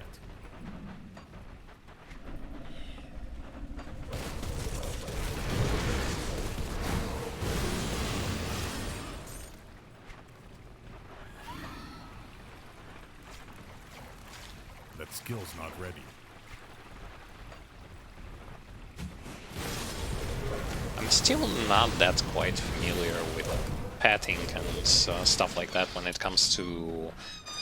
When you go through the dungeon, there are some dead ends and some areas that you can, like... If you go there, you'll be able to get yourself towards another area from that place.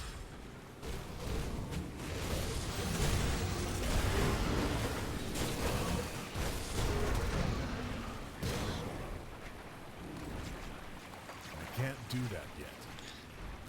Okay. What is this?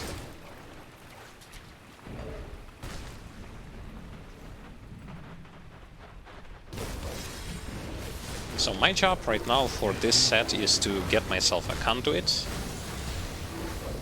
and get myself... That's another blue ring that I'm missing. It's going to replace this one.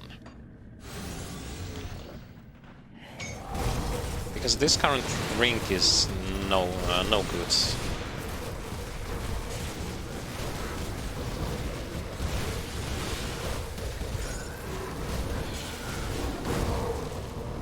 I equipped it basically because I didn't have like anything else to equip. As a feeler, it's really good. As a just like item in general, not really, especially not for this build. Because as you can see, like elemental damage to vitality damage, the only thing that's good about it is +2 to Dragon's Pact and Conjure Primal Spirit, and that's it. The rest is super wonky. That skill's not ready.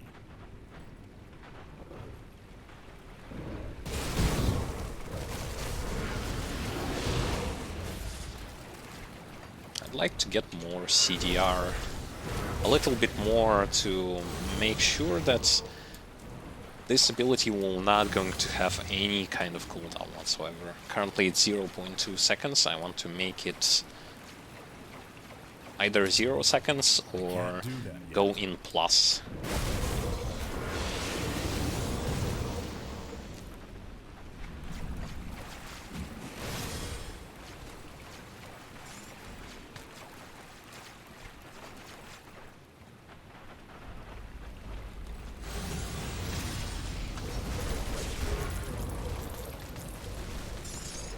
skill's not ready.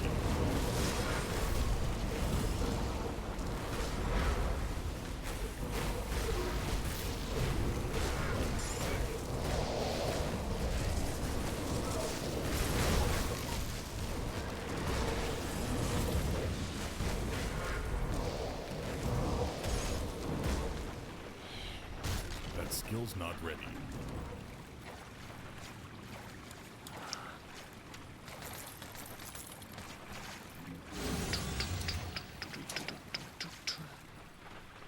There is a boss in here. There he is.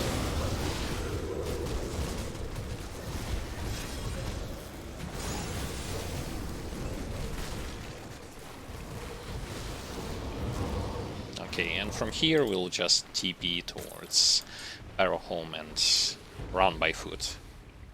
Because otherwise it's going to be longer. It's still going to be long as hell to get there, but it's faster this way than the other way.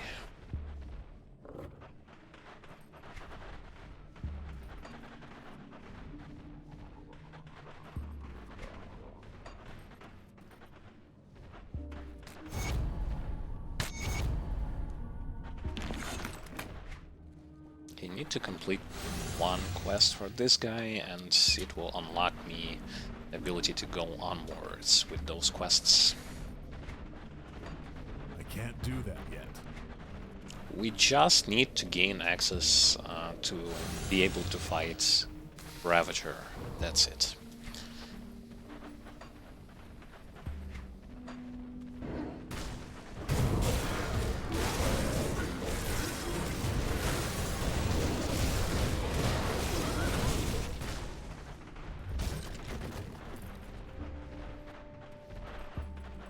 We don't need anything else from them.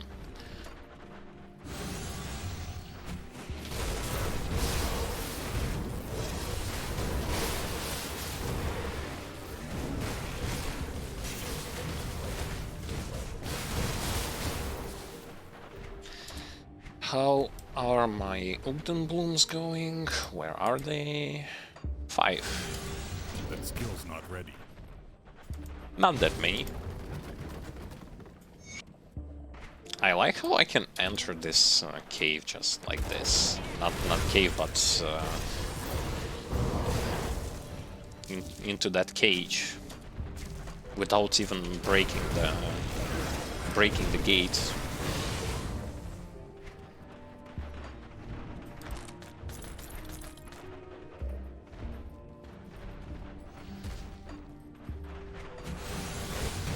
I can't do that yet.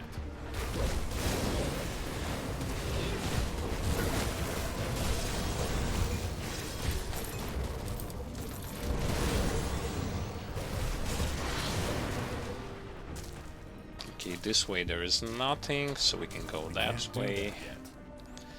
We again gonna have to do the quest where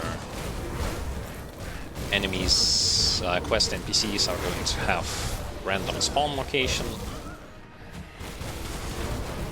I'm hoping that this time around I will be able to do this without the usage of wiki to show me the exact position of those enemies.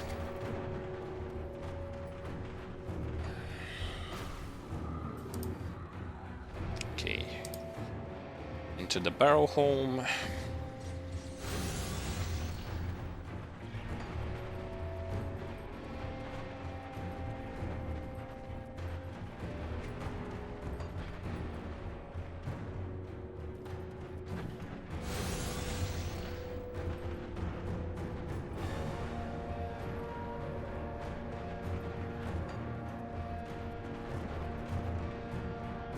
A blessed one.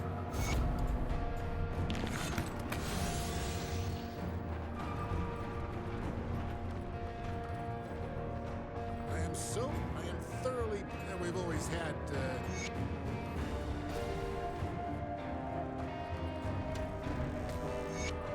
Okay, got myself this thing. We need to go... let me see. If I'm not mistaken, which I probably am. From Barrow Hole we need to run this way. I think, I guess. I might be wrong.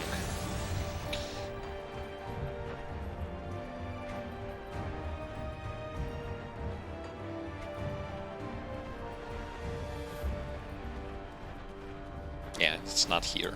The other portal, which is here. To go this way. Yes.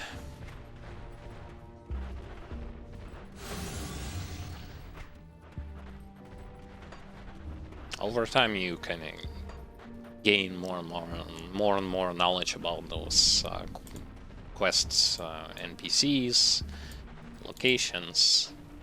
Then it becomes easier to figure out where to go.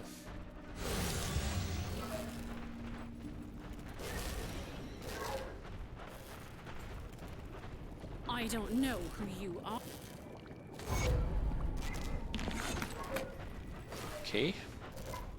Back to the Barrow Home. Now they will going to give me quests for hunting down those Wendigos. It's going to be 3 Wendigos in different locations.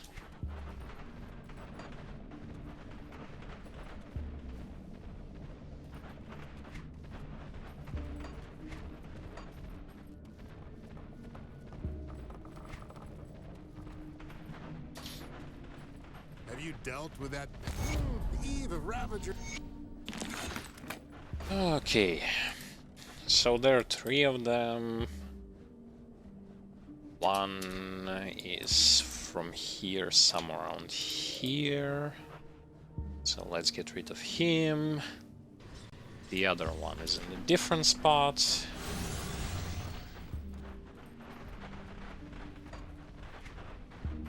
I think I know where exactly they are. If something map can also help me with finding them.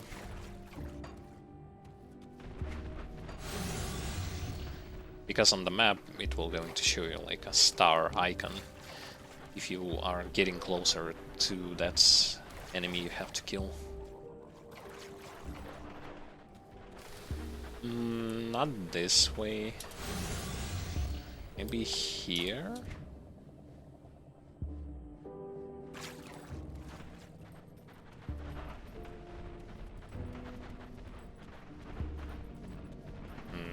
Nope.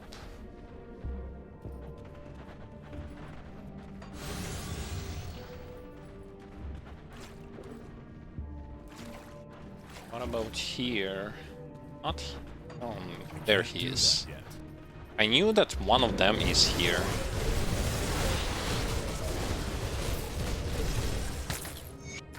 Splendid. That's not really that good. We can't carry anymore. So we're gonna sell stuff. Come see what's left of my wares. Yeah, because we also have quite a lot of those quest items that are taking space from our inventory.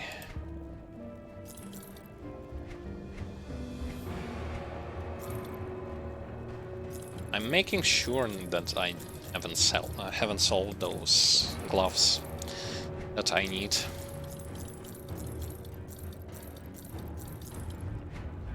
Being extra cautious because it was either I'm going to get them by farming or get them by trading with someone.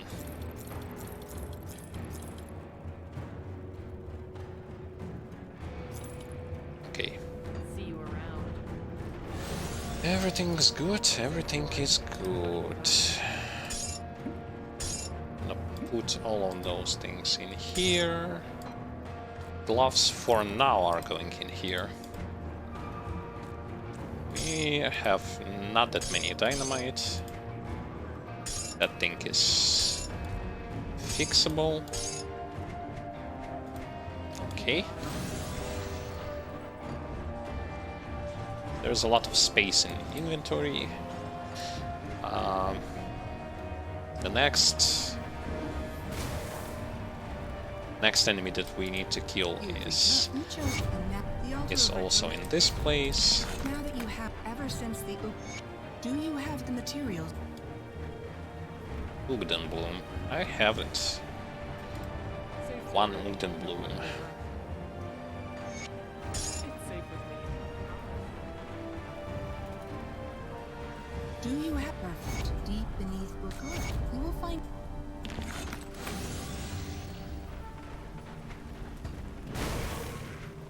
That skill's not ready. Goradia, sadly, it appears yet not far. Okay, those 3 wards are also not that far from here. One is to the left and 2 to the right.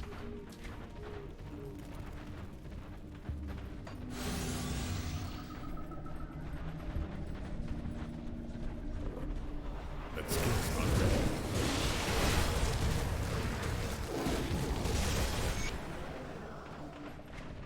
Okay, done with 1. 2 more to go.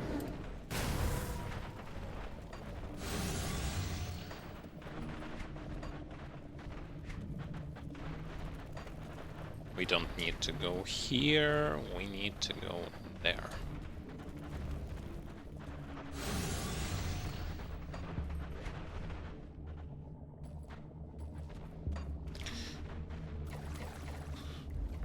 I believe northern and eastern.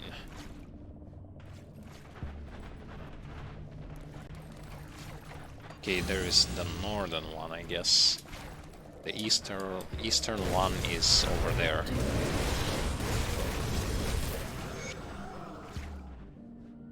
And somewhere around here, either around here or somewhere this way, there is the enemy that we need to kill. That skill's not ready. Yes, there he is.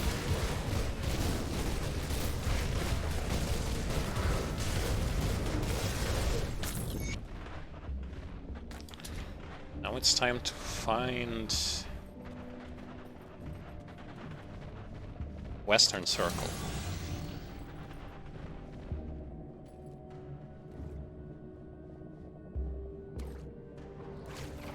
That skill's And not there ready. it is.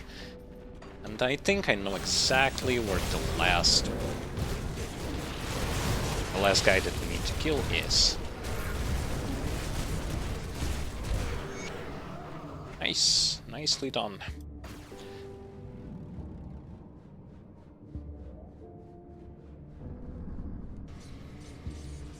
Once you get the hang of it, those quests aren't that hard to complete.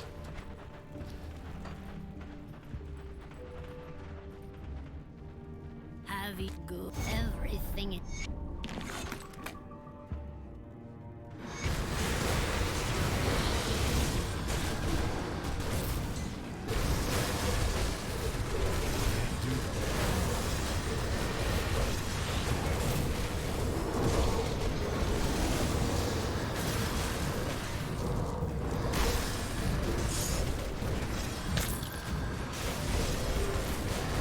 There is our boss that we need to kill for this quest, and the quest is complete.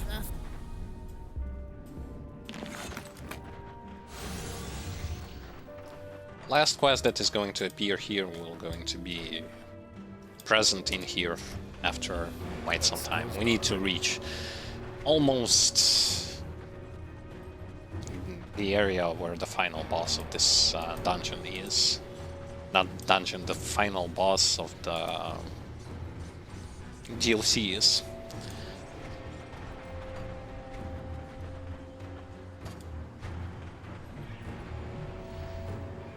I think I TP'd to the wrong place.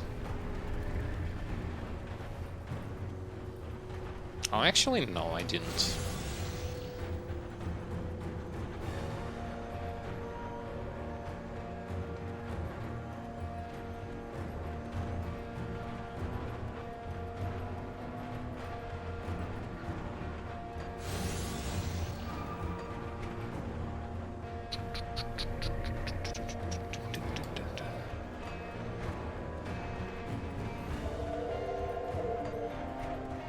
He's up there, isn't he? Which means I messed up a little bit with where I should be. Oh come, I'm stuck. Got stuck a little bit.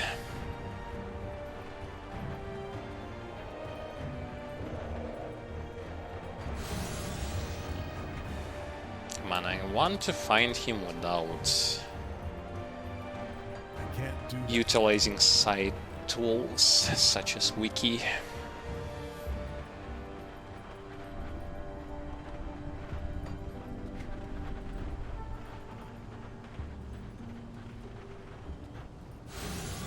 He's not here, is he? Yeah. Was the wrong portal to pick. No. Which means this way then.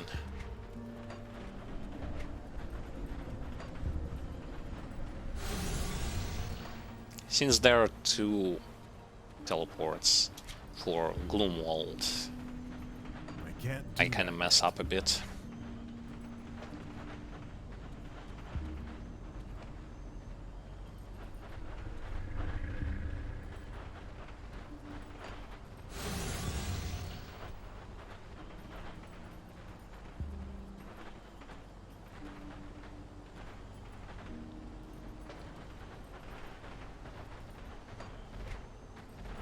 Huh? Well, I don't see him.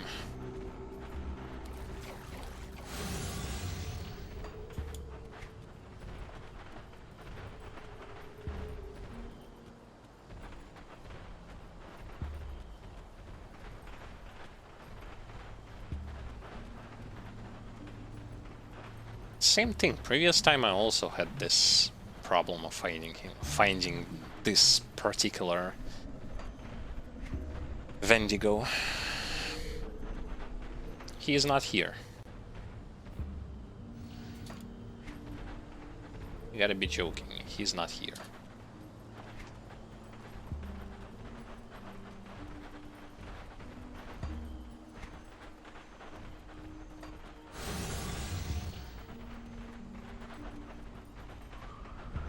No, he is not here.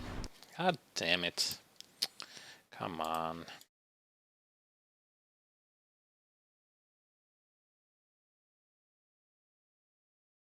How was it called again? Andarot.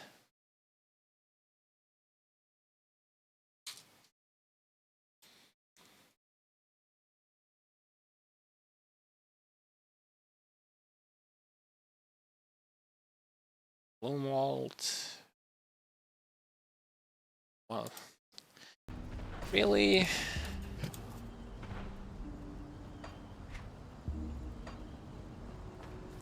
I was in the right location, but he has different, like 4 or 5 spawn places in that location. This time around he is somewhere around here. Come on. I went by the left side and he was on the right.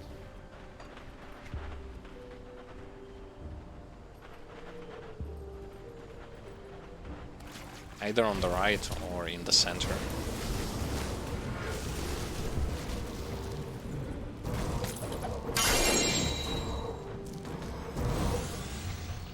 No, not on the right side.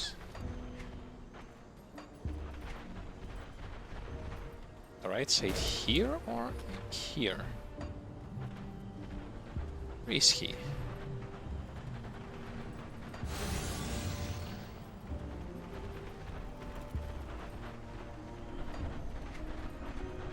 He's either in the center or to the right.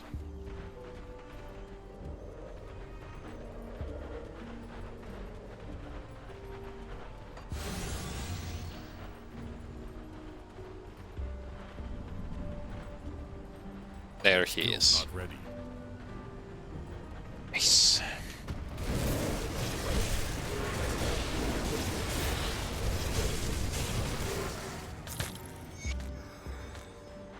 Okay. Done with this quest as well. And now the access to Ravager is going to get opened. Is going to be open.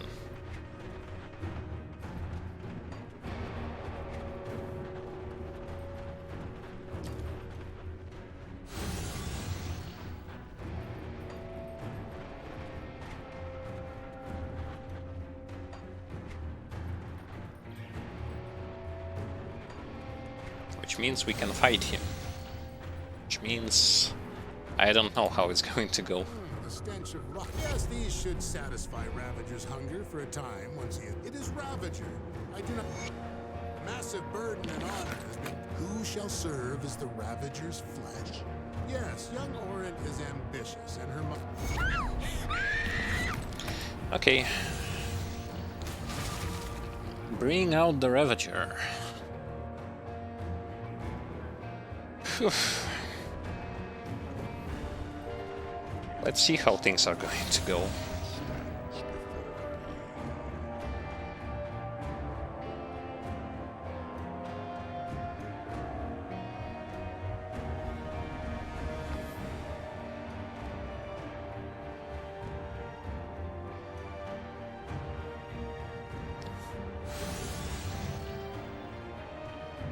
Let's re-summon our primal spirit.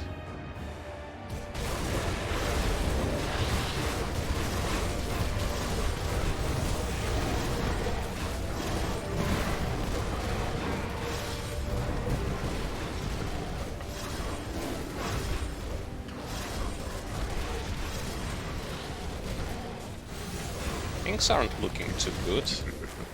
Things are tough. Why are you attacking me?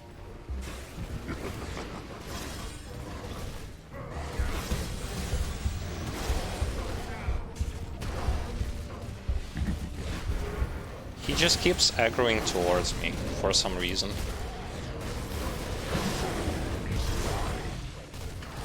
Go and attack my pets, man.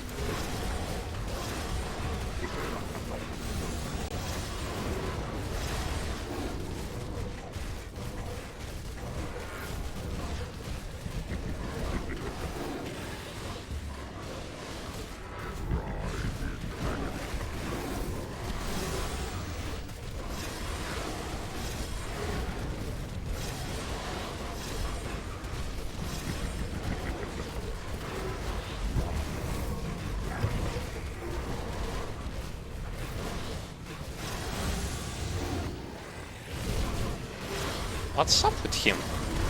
Is he glitching or something?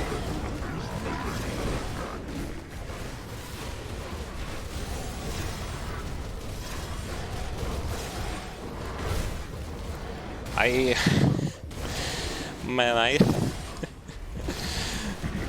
aggro system in this game in a nutshell.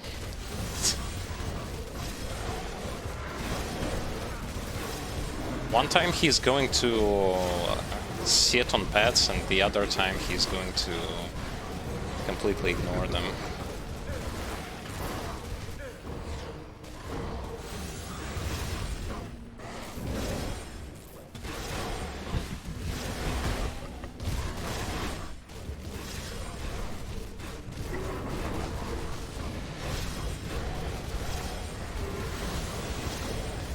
Yeah, the boss is not that tough.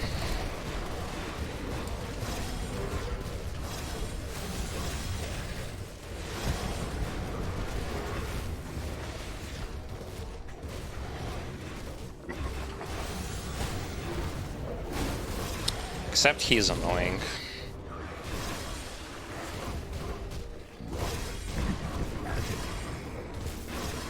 Yeah.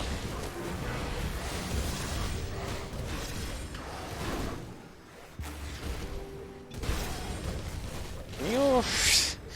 like...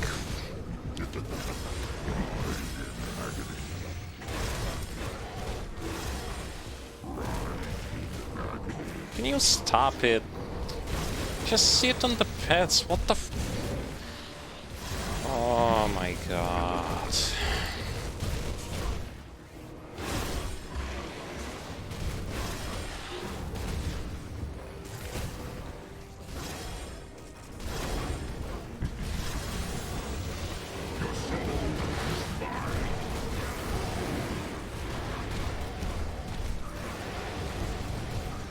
went into some kind of rage mode. And now he is again on me.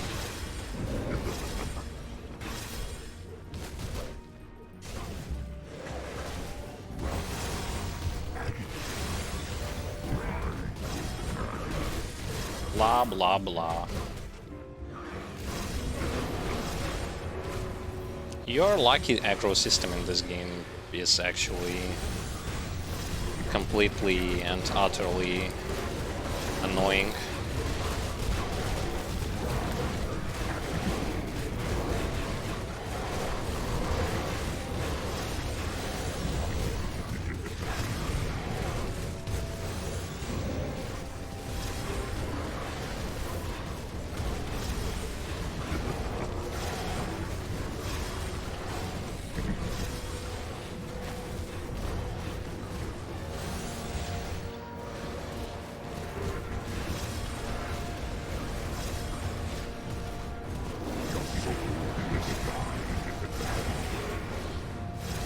He once again wants to attack me. Or no. Now he will.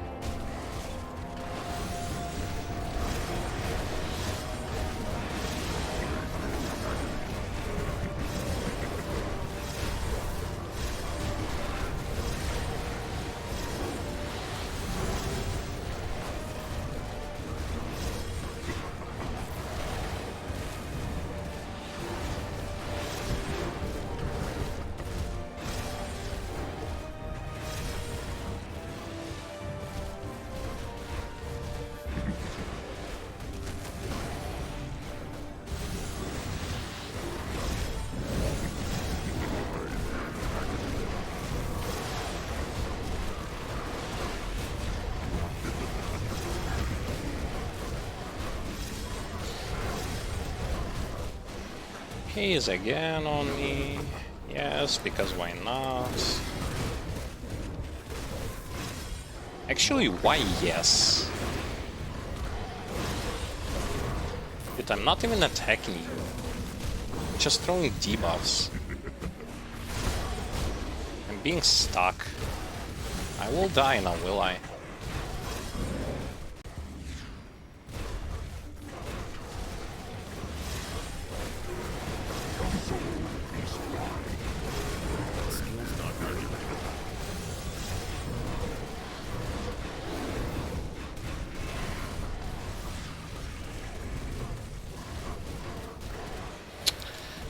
What am I even pressing? I'm so messing up. It's ridiculous.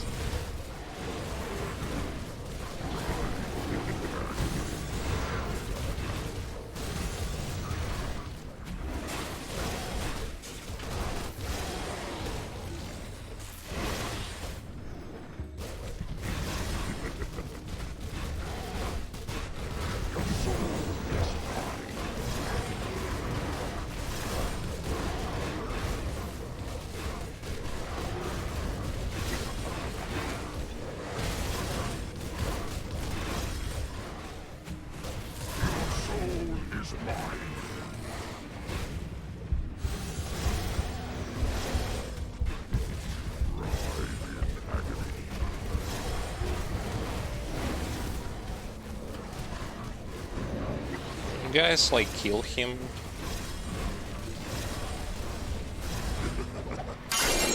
Achievement unlocked. Ravager. I'd say very weird fight. And I got myself Ravager's dead case. That's -1 of those super bosses. You have pleased Ravager with your actions, outsider. When this world is scoured of unbelievers and I killed him. That skill's not Yes. I was messing up so badly in this fight. Whatever. But as you can see, here is how you... Actually, probably the easiest boss for this summoner, class.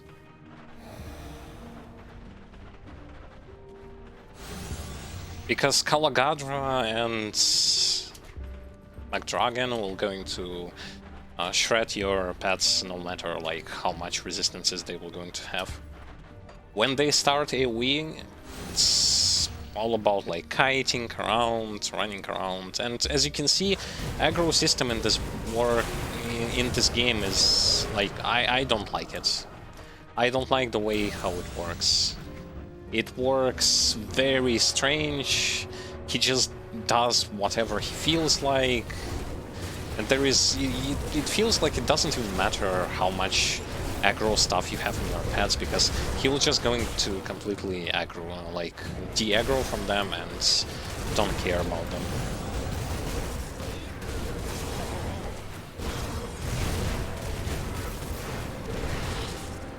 That skill's not You ready. have ways to influence aggro, but it doesn't work in a lot of cases. Okay, we need to go and sell stuff. We need to go and sell stuff because in locations we are going into, we won't be able to sell items. Come see what's left of my wares. Yeah, but Ravager overall is not that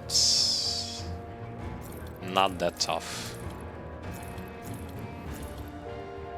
Iron well spent. Iron well spent. Safe storage. No questions asked. Interesting boss fight, but hard just because some mechanics do not work properly. That's it.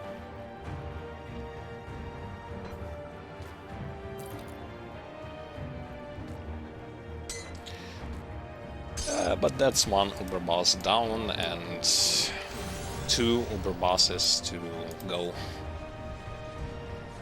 I don't know about Crate Entertainment, boss fight, maybe. Though for Crate Entertainment you need to have ways of kiting as well as ways of a lot of single target damage. And not aggroing anyone besides that boss. That skill's not ready. Otherwise you're risking to put yourself into a whole bunch of troublesome situation that will going to pretty much just one-shot you. Yay!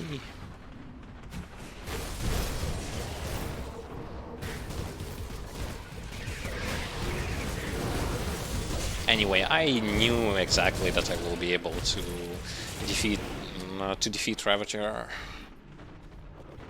because he's not that hard, at least not for the pet builds.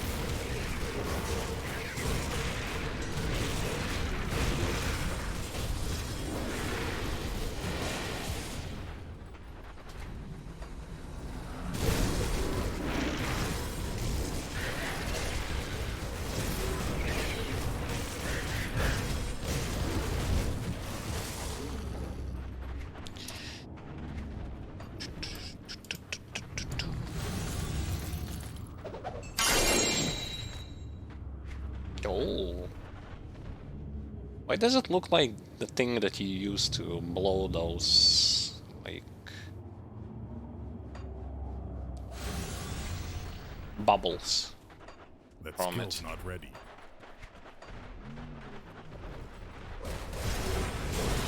Very odd looking item.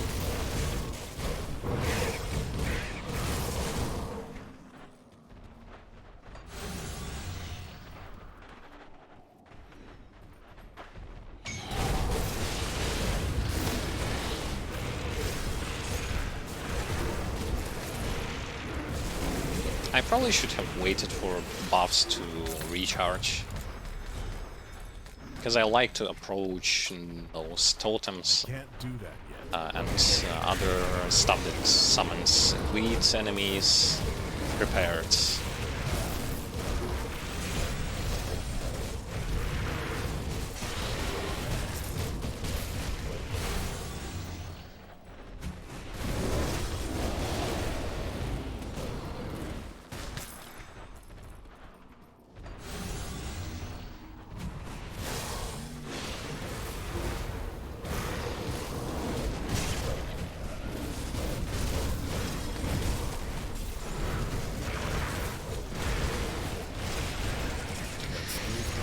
When it comes to Kalagadra, I wonder... That boss, like, with whom you need to sign with, or does it even matter with whom you sign with to be able to fight this boss? You summon it in the second DLC from one of those green altars. I wonder... Do I need to sign with Andriek faction to be able to use them? Maybe.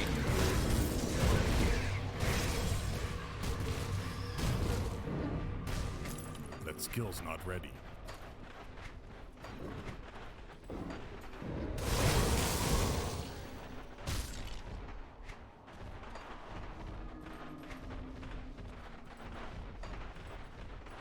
On Ravager, I was also messing up my skills. There were instances where I was pressing Aura, deactivating Aura, because I got kind of lost with button pressing and also looking at the health of my pets.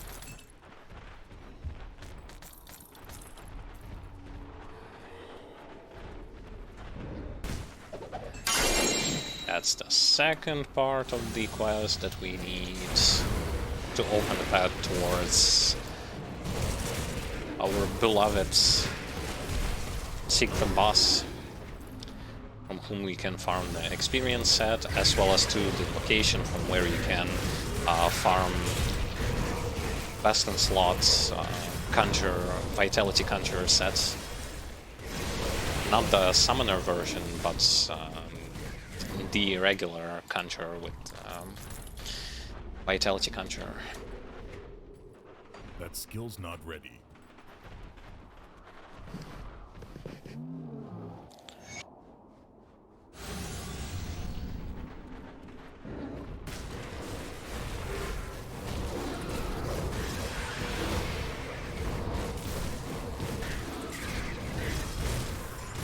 I'm definitely liking the fact that a lot of job that I was doing as a gunslinger or my purifier, Can't do that yet. whatever you want to call it, I had to do this like on my own, and here I can allow my pets to just run around and hit stuff.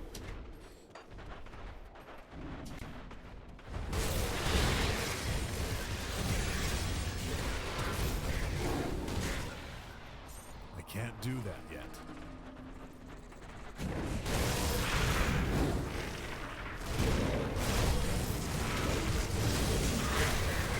Can't do that yet.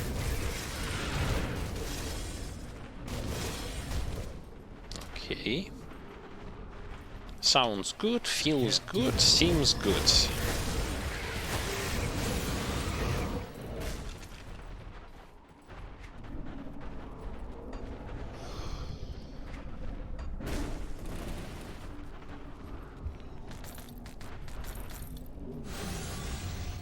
I'm going to have quite a rough time with McDragon boss fight. I can't do that. I definitely will. His AoE is so huge, and then there are also his like pets that he's summoning, which are also quite threatening. That skill's not ready.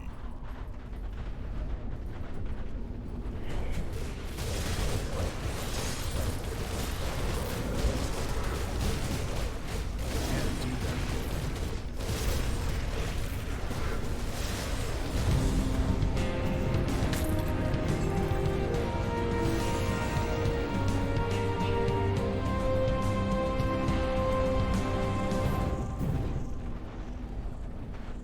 I can't do that yet.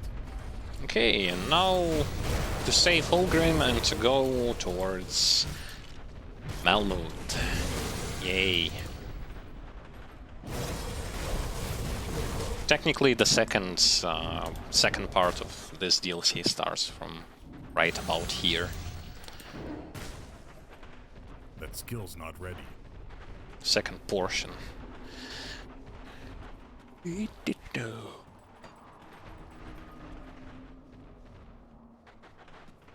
that your mother? An unfortunate accident, my emperor. Wait. My the void. Yes. You have to mount, I see.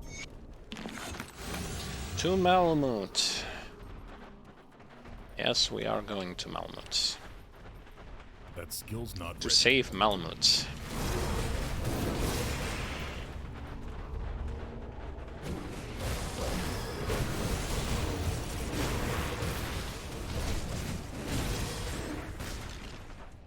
That skill's not ready.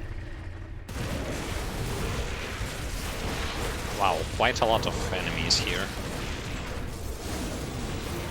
They will do nothing.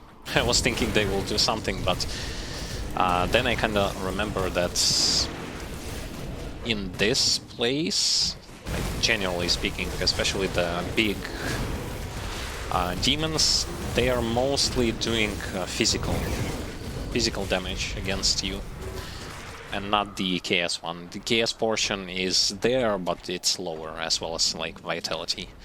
They are more specializing in physical attacks.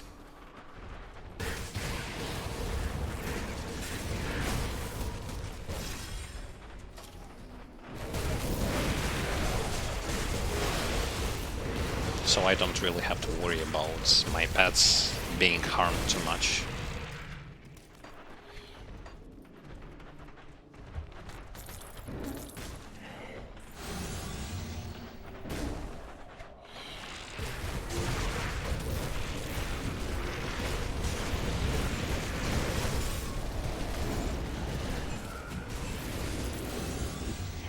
Yeah, I'm very lucky that they also have quite good AoE. It just makes life so much easier. In this game, Area of Effect is very good. Like, it's so good. I mean, so good to have it. It might not be like the best when it comes to other action RPG games, but at the same time, it's really good that if your character has really good source of area of effect stuff, he is going to feel himself more comfortable, rather than just bashing single targets or very like small range area of effects attacks.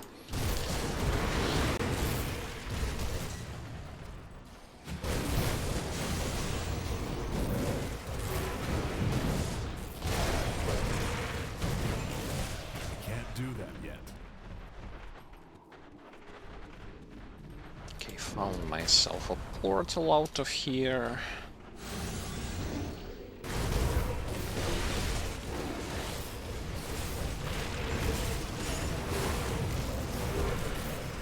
Gotta keep my distance with the enemies, but not keeping too much distance, because too much distance will going to reset aggro of enemies.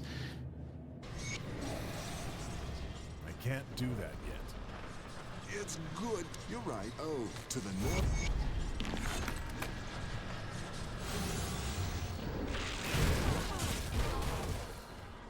Oh, our good old cultists.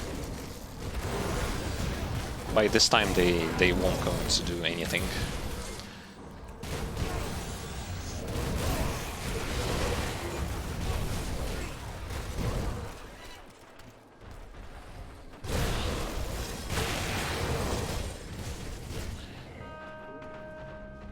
How is our time actually? 1 hour and something, 1 hour 20 minutes. I'm not quite sure if that's going to be enough. Oh, come on. Just got stuck there. That skill's not ready. At least let's do as much as possible until the end of the stream.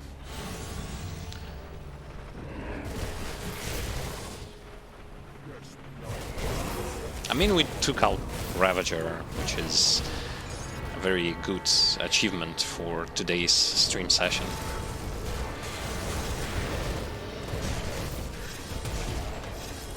It's kind of like one end game milestones is complete.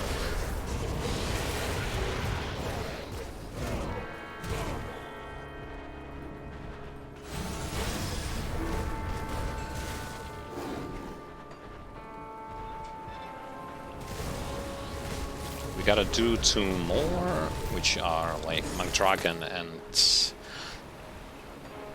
Kalagadra, and then we have to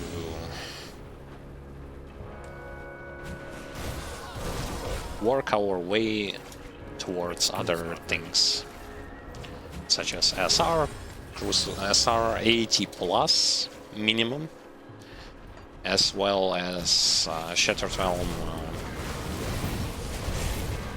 170. Not Shattered Realm, but Crucible Gladiator 170.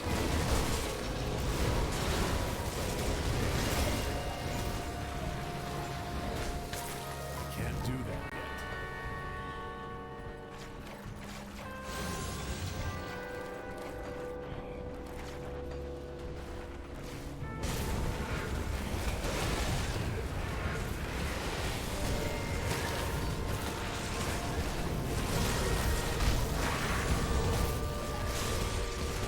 Yes, everything gets blown up pretty fast. I'm liking it. Skill's not ready. Which means that the build is still strong, the build is capable of closing campaign pretty efficiently.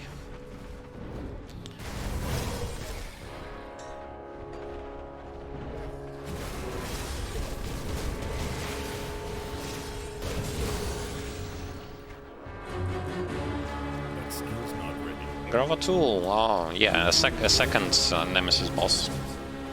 There he is. There he is! Oh my god, he's rampaging my pets. You know why? Because of the fact that we have low chaos resist. But you know what? It doesn't matter because he couldn't even dispel. He couldn't even cast dispel stuff. Ah, whatever. As I said, it's... Did I just... Oh, come on.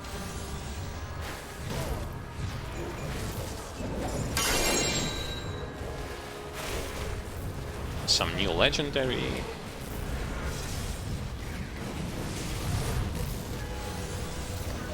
So Grava is going to... Grava, basically Grava tool. It's just shortened. Is going to become a little bit of a pain to deal with. That skill's not ready. If we want to increase our resistances to chaos on our pets.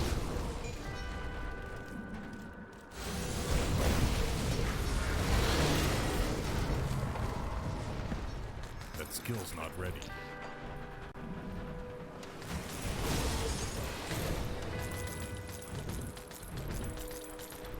Kinda short on dynamite. I'm gonna have to craft it soon.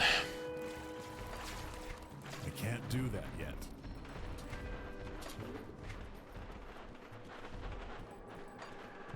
How is our Nemesis faction going, by the way? Nemesis with the first Ethereal, still only hated with the second one. Arcovian Undead hated, reaching Nemesis soon. Nemesis Beast, Nemesis with Chthonians, one of their bosses.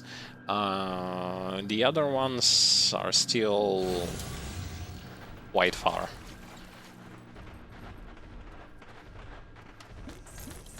I can't do that yet. As I said, I'm good knowing that information because most of the Nemesis bosses I'm going to be fighting in the SR and Crucible. I don't have to worry about not meeting them here or anything like that.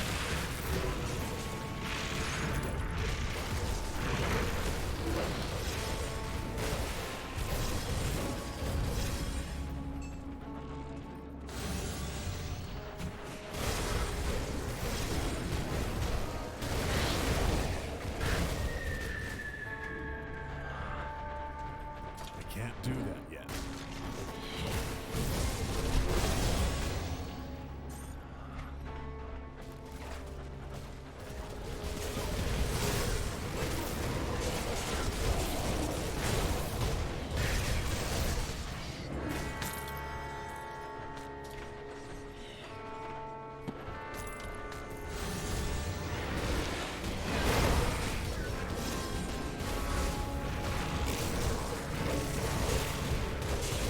A bunch of Chtonians, but that's going to be only like one location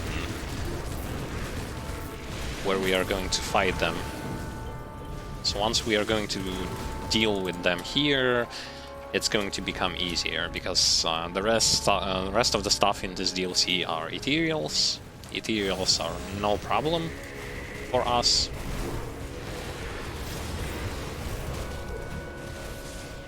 Because we have a whole ton of ether resist.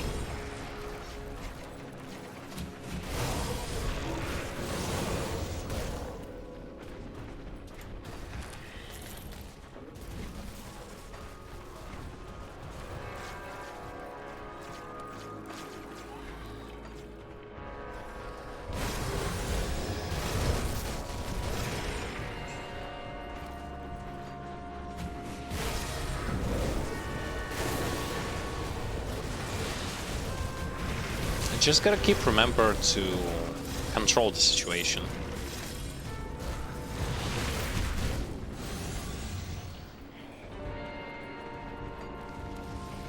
I can't do that yet.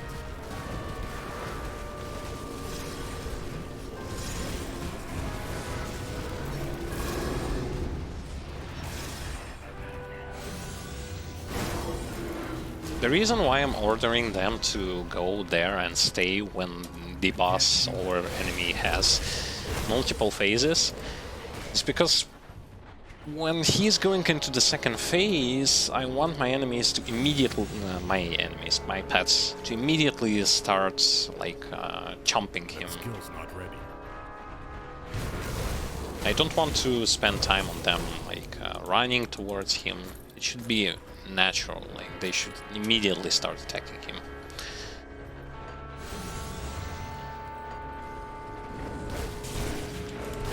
Another good thing about this pet attack command, because you're kind of pre-firing at where your enemy is going to be. Before entering this portal, let's go and sell stuff.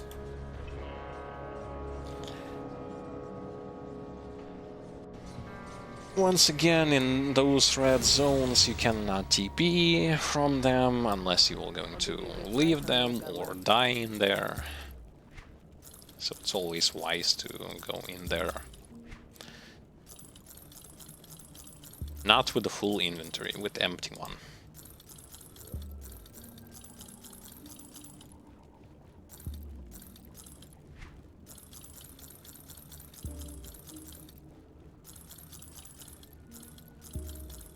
Whoa.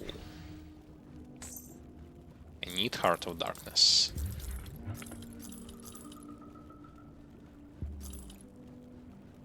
See you around. I haven't I'll give you a sold good price on what I've everything? got left. Like, why? See Okay. you around. Got something you need stashed? Sure thing. Bubble blower or something like that.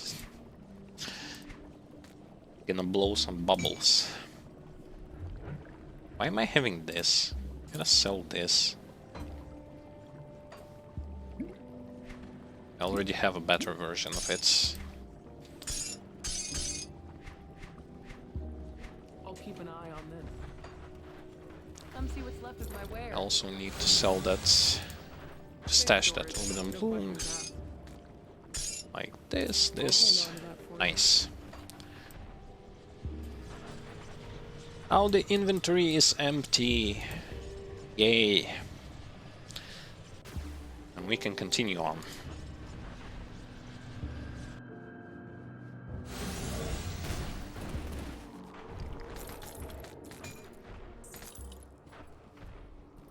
That skill's not ready.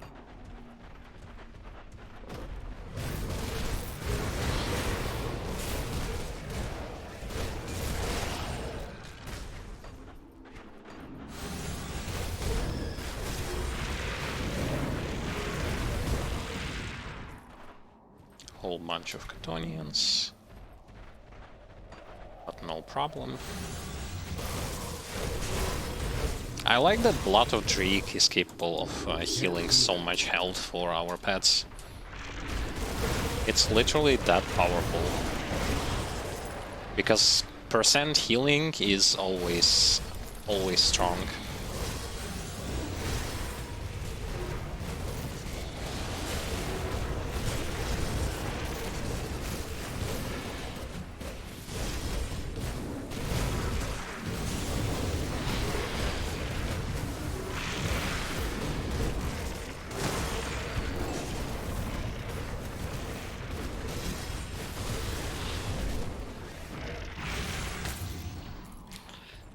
Despite the fact that we are being against Chtonians in a disadvantage, because of the fact that this is a thing, this is a thing, this is also the thing, but not that bad. Basically, we are still keeping high ground against them.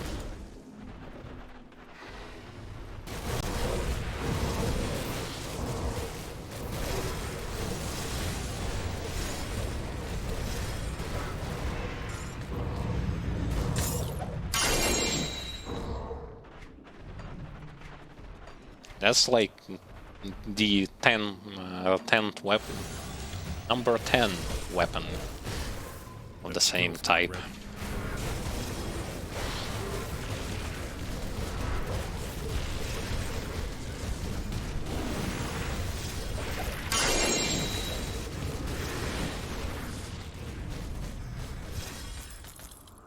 Not enough dynamite.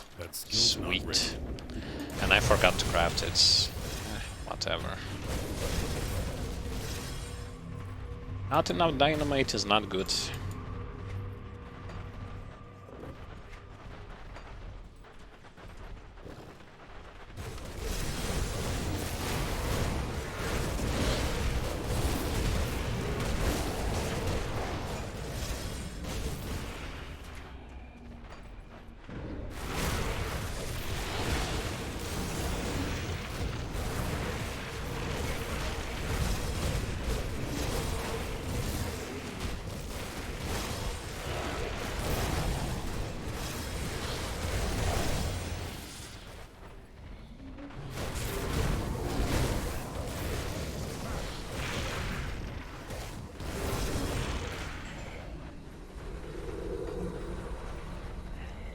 Pretty decent on that clear speed. Making some huge progress. That skill's not ready.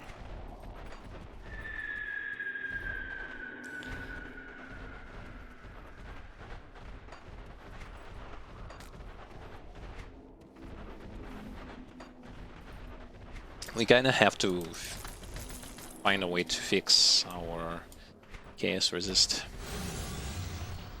before we reach high SRs. I can't do that yet. Because if in SR Blossom I'm going to be attacked by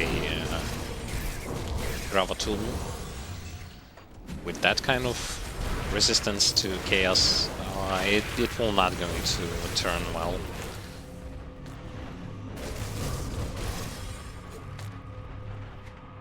Basically, there will be two bosses that should be taking extra care of in SRs. Right now it's Gravatul, but besides that, Musilog the Chill Wind. His spread freezing thing will going to mess up everything. It's a very annoying ability that he has.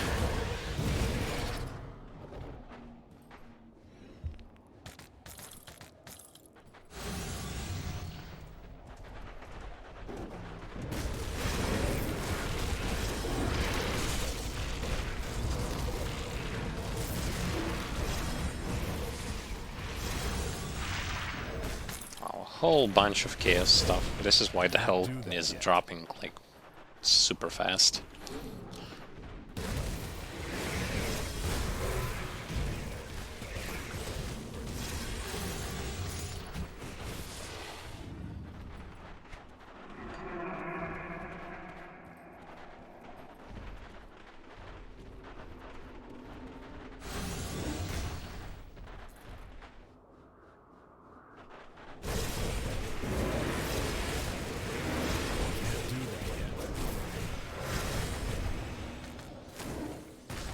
Sweet.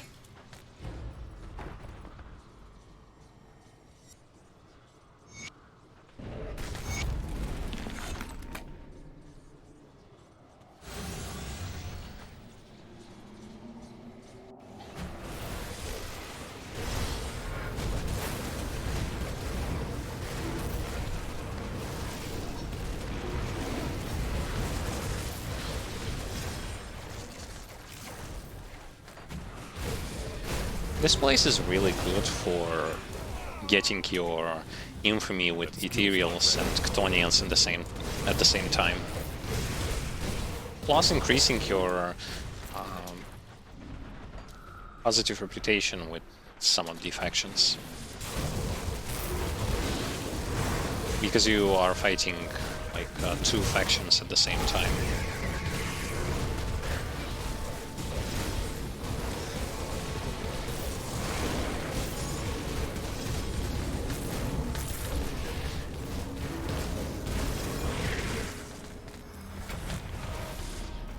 Nice. Oh, what nice? I mean, we didn't get anything. I guess nice that we are just capable of making progress.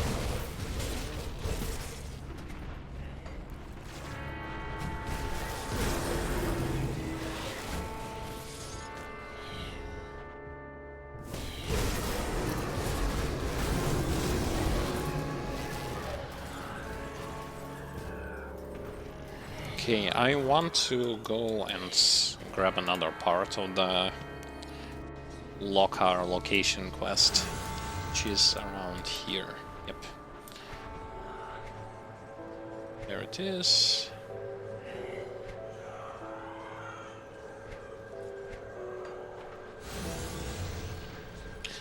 Let's go also and craft dynamite.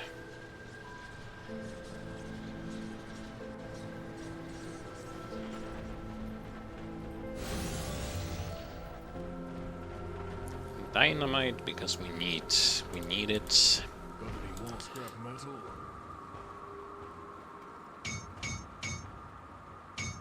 Okay, and while we are here, also sell stuff.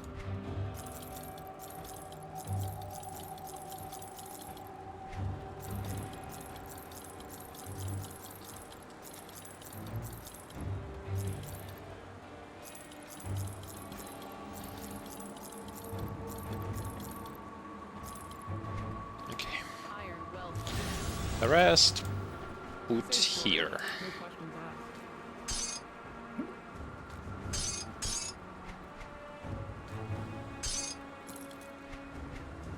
I'll hold on to that. And if I remember, the next part of that Lokarr location thing is located in the location that we are going into.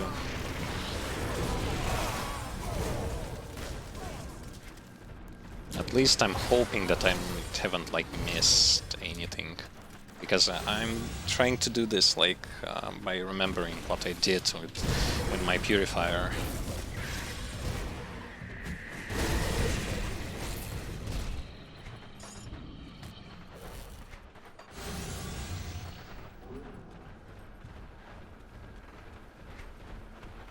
And hopefully I haven't forgotten about anything. I hope you're ready to write.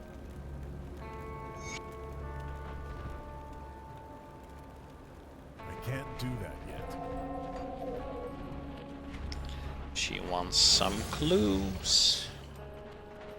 Some clues about her missing brother.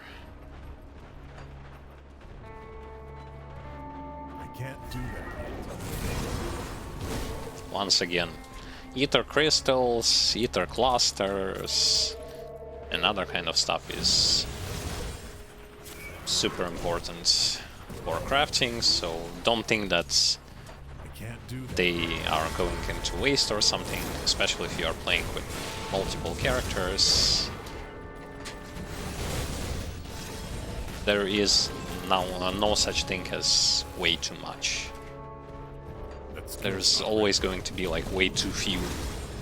If you like to craft, that's especially noticeable.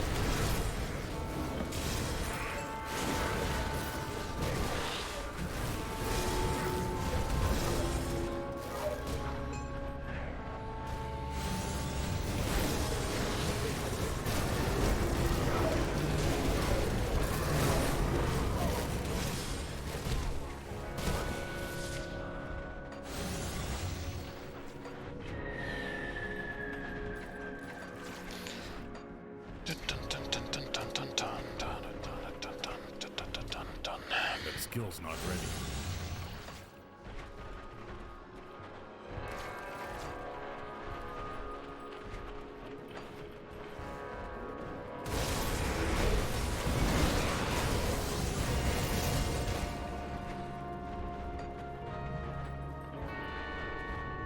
Hopefully my pets will not kill the spirit.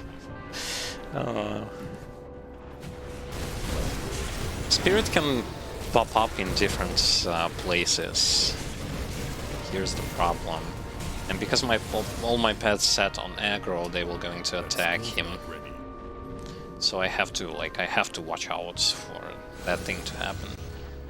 Because you need to bring spirit like all the way to the summoning point or something like that. That skill's not ready. Make sure not to kill him.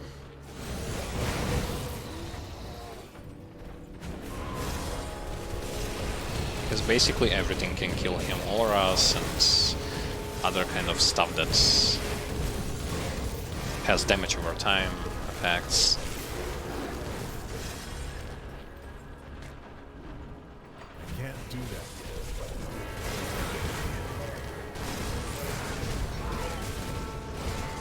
You can try to somehow like outspeed him, trigger him to pop up, and then like run around and try to outspeed him.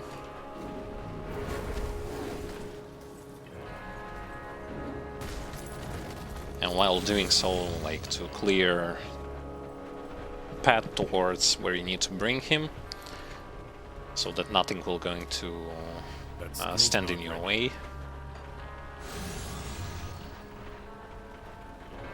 Question is where he is going to pop up like this time around.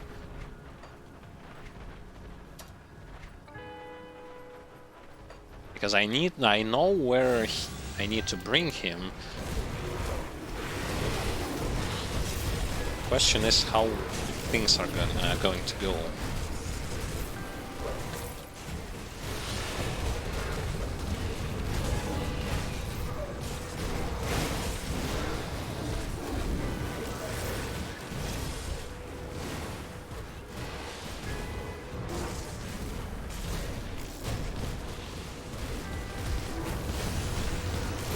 Because my paths are relentless, especially Primal Spirit. I'm going to kill him even before he is going to do anything.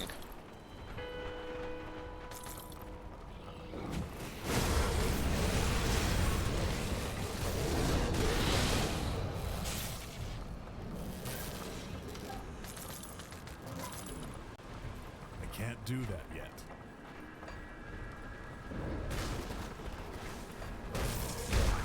No, no, no, no! It was him! No! Come on! Oh my god. Really? It was him! Ah. I hate this. That skill's not ready.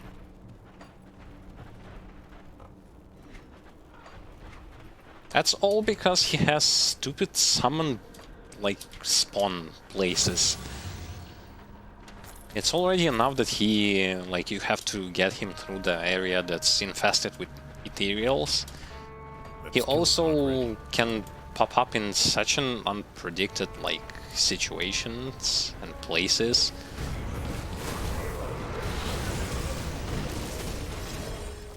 And now the only way for me to bring him back alive, so that he is going to be alive, is to go back into the main menu and do this again. Just my luck.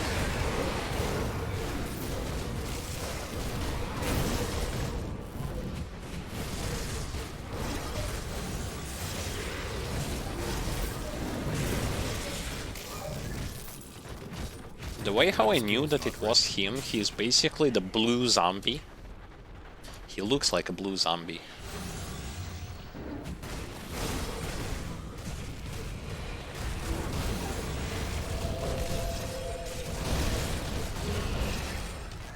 I can't do that yet.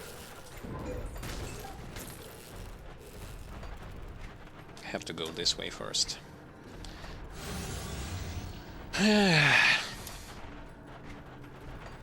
It all went well.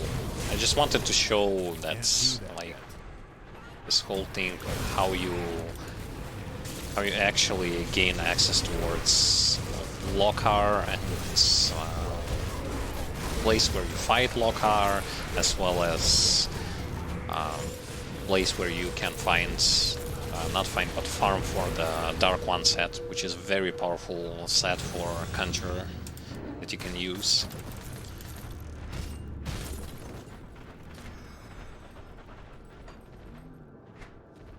And technically, not probably, but actually best in slots set for Vitality Conjurer. Like, I have all that set. I farmed it with my Purifier, as well as 2 Lokarr sets, but I just wanted to show, but That skill's not ready.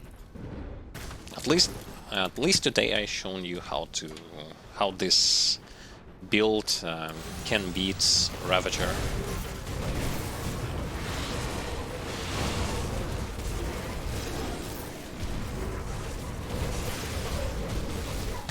And we also witnessed how notorious aggro system in this game is.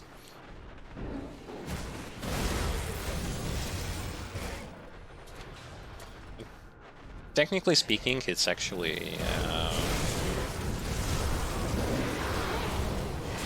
fairly mediocre aggro system, because your influence on it is minimum. It might seem the opposite because you have like devotion that helps you to keep aggro, as well as you have all kinds of other things. But at the same time, no, it actually isn't. It's only an illusion. Because boss can just say, nah, you know what? I don't feel like attacking you, then like, oh wait, I feel like attacking your pets, but then, no, I don't want to.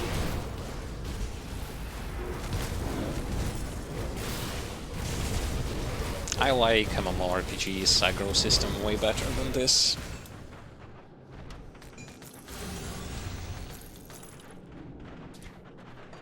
At least there you know, like, if the boss is going after you, you at least know that you messed up. Here is just do whatever he pleases.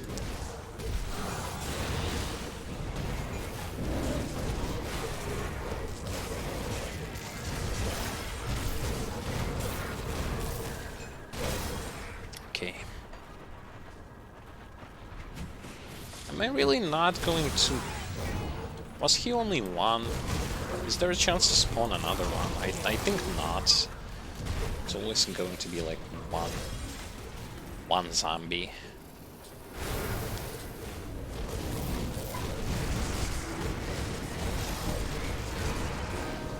As you can see, like, here's just how many enemies you have to get past through to get him. That skill's not ready. And here's the place where you need to bring him.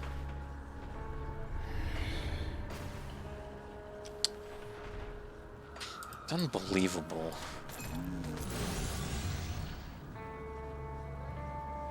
Okay, I need to go and craft those. I can't do that yet.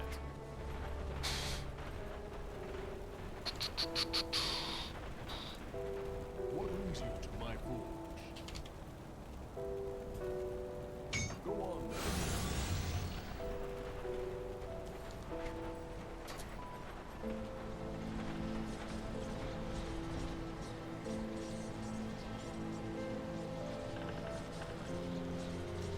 The way to do this is to put them into this to normal attitudes, normal behavior,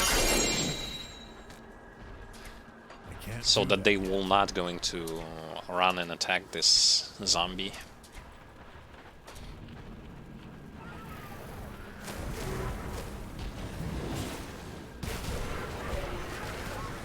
Either to normal or to defensive,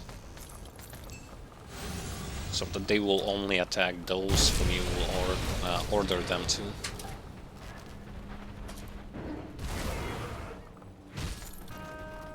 I mean, I'll do this anyway. It's not that hard to do. It's just that disappointed that I could not do this on the first try.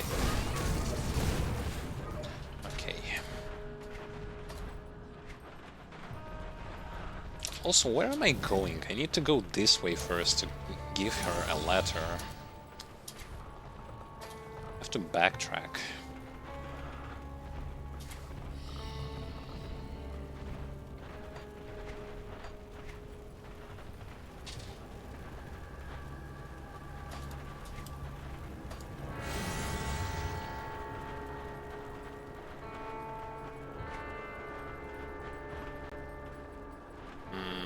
This way. That skill's not ready.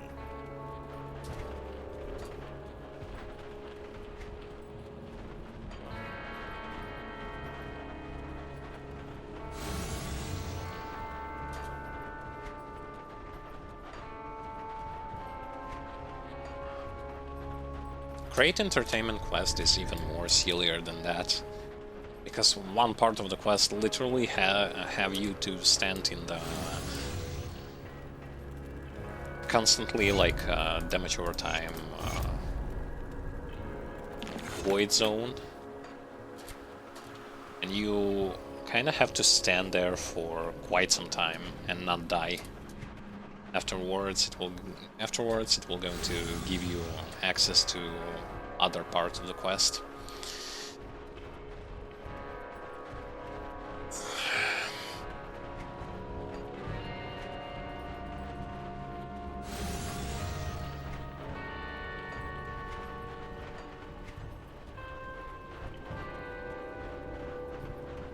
We will gain access to Malmouth City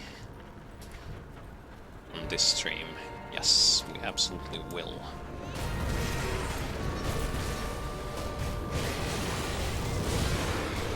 We still have plenty of time to work with.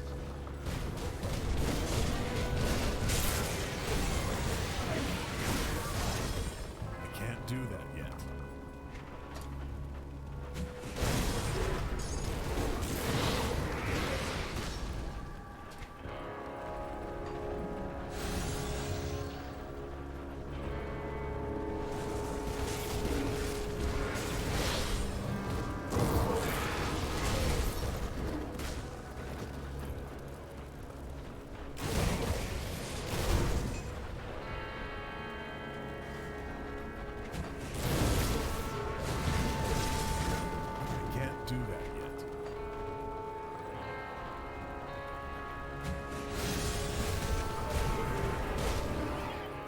What does this blacksmith give you as a bonus?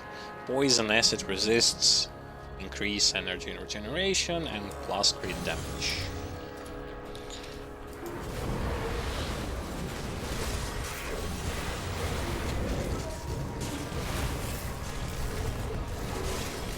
Not bad. It just depends on what kind of build you are going for, what kind of resistances you are missing, and what kind of additional stuff you would want to have. But generally speaking, a lot of builds are lacking. If it's not like soul, if it doesn't have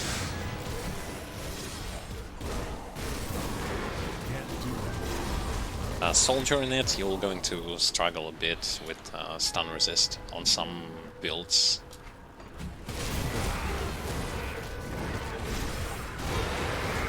I got my gloves that I needed. Off stream, I'm going to change them. I can't do that yet. I also got plenty of those Ugdenblooms for like... This would be enough for two of the components. Almost 3 components. Which is really good.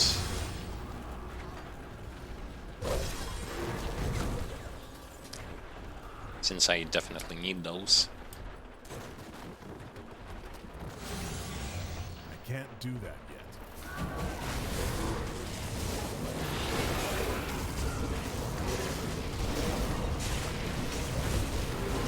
So 2 items that I'm missing are basically conduit and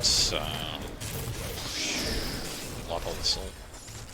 Conduit and a blue ring, and that's it.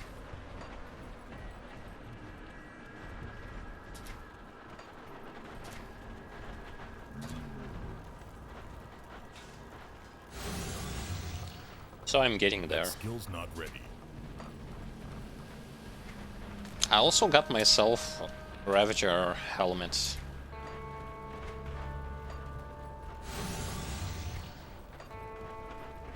Don't know if it's used anywhere though. I haven't seen any kind of builds that would be utilizing gear from overbosses.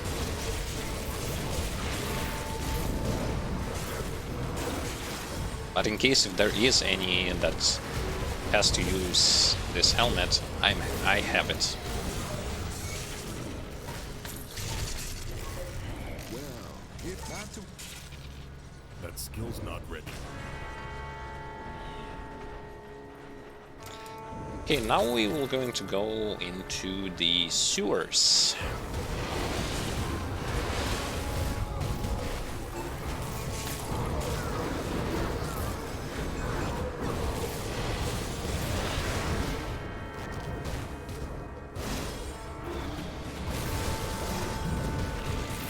And yes, off stream I will also, what I will going to do, I have to find a way, like, I need to understand how he gain 30 KS resist for his pets. I don't understand it.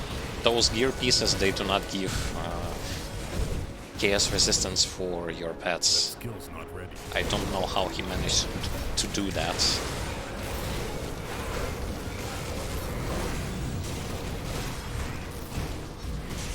And let it not be like he crafted items for KS resistance.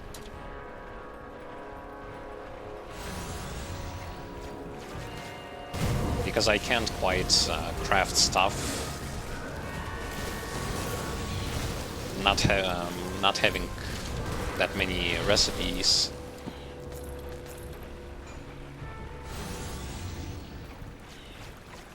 Basically, if I'm not mistaken, I'm going to double check it. The idea is...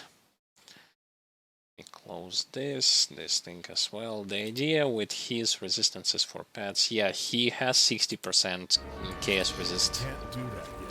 I currently have only 30%. I need to find how he managed to do that.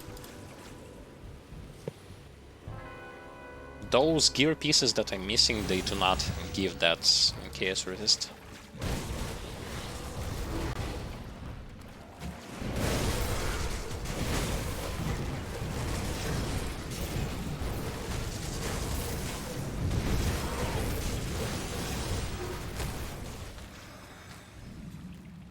That skill's not ready. I see ways of increasing stun resist even further. I don't see ways of increasing my pet's chaos resist? Or is a portion of my chaos resist will going to go towards pets?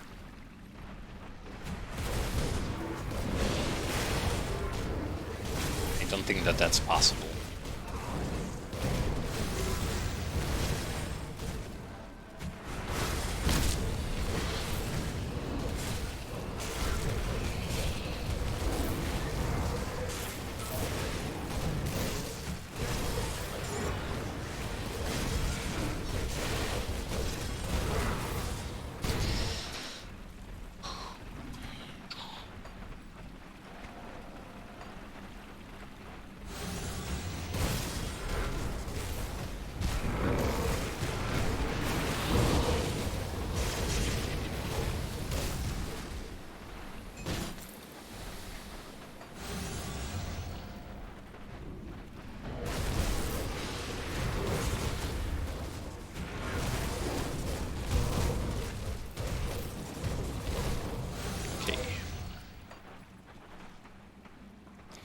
Feeling good.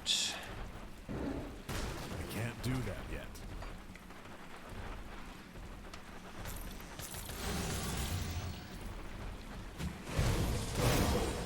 Maybe I will get lucky and conduit or the recipe that I need will going to drop. If not, I will just going to go and farm a bit in that swamp dungeon where the flower who sells stuff is. Because why not? I mean, anyway you will going to get from that flower some really good recipes. Plus, Ugdenblooms are never that thing, especially for a summoner. Do that yet.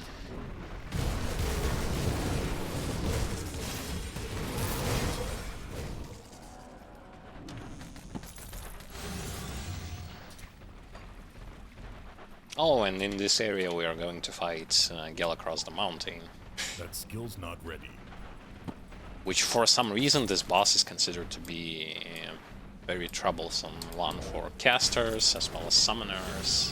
I don't know. I don't know.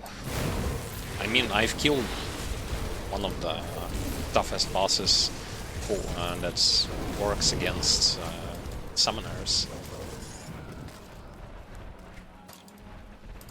There are three more bosses, such as Musilog the Chillwind, McDragon, and Kalagadra, that are very troublesome, going to be very troublesome for a summoner.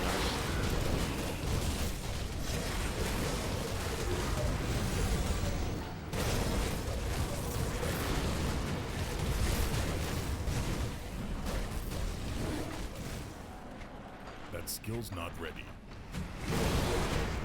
Two of them just because there is practically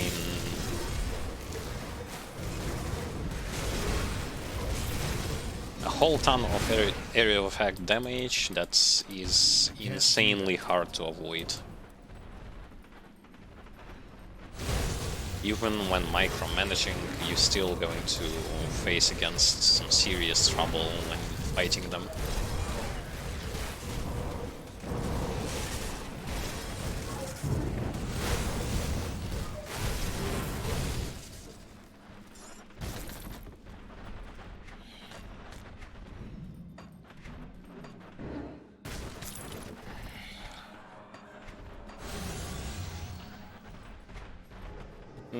Not this way. We need to go that way. That skill's not ready. This is why we also crafted some dynamite. Because we need to blow up the passage.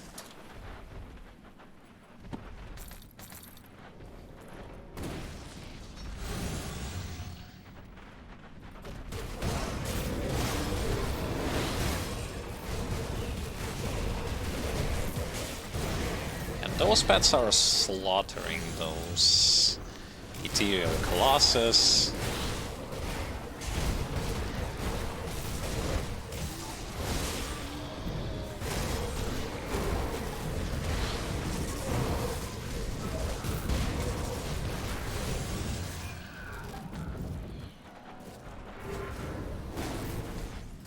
I don't know what those bound spirits are doing. They don't have an animation of attack. For some reason.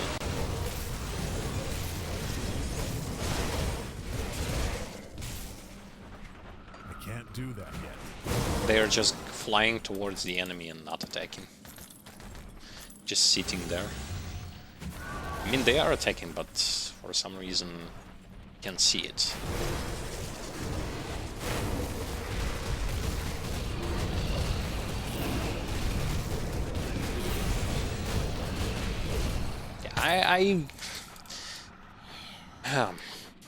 Really, explain me, why is this boss considered to be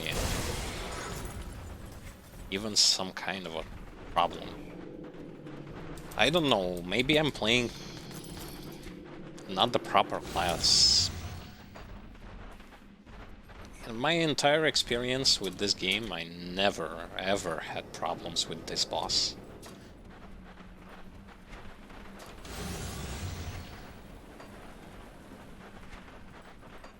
I can name you some troublesome bosses. Like the main campaign one. Guardian of the Bridge. That skill's not ready. Rashalga the Mad Queen. Sentinel can be troublesome in the first, maybe third difficulty, depending on what kind of class are you playing. Who's also there? Can't do that yet. Yeah, that's You better have boss a damn good reason in to do the that. sea Before I area, assume you're just, You and what up the black? I don't know what that. as well as like some of the bosses in Skeleton Key dungeons, Gargaball, Ether Snake, once again depending on what kind of class are you playing. I can't do that yet. That mage, like final boss in the Tomb of Heretic. Like, with those bosses I at least get the problem that can occur when fighting against them. With others, nah. Still a mystery to me.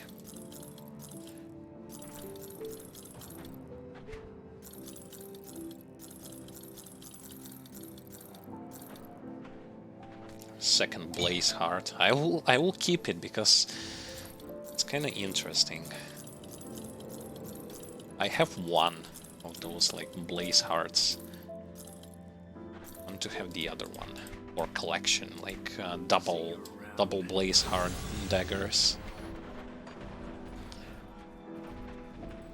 Got something you need stashed.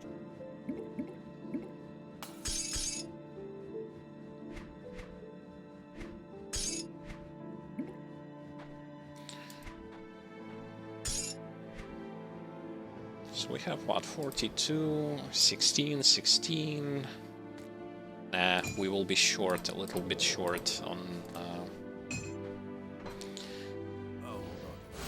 the amount that is needed to craft 3 pieces, like 3 components.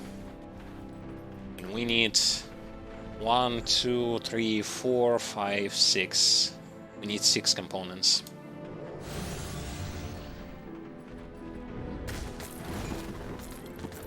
That skill's not ready. We need 6 components, and it's basically GG.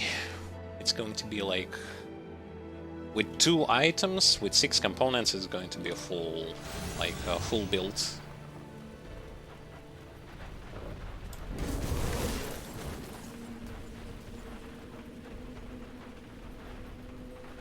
I can't do that yet.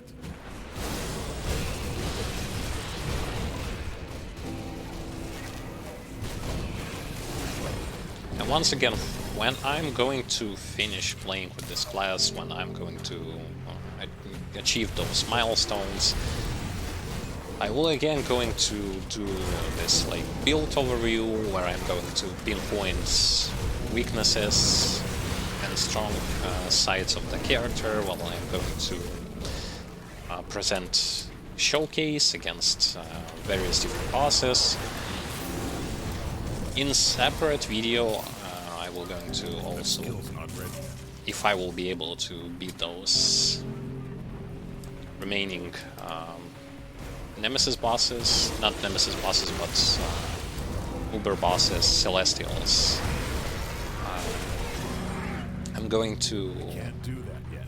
also showcase that this build can do it.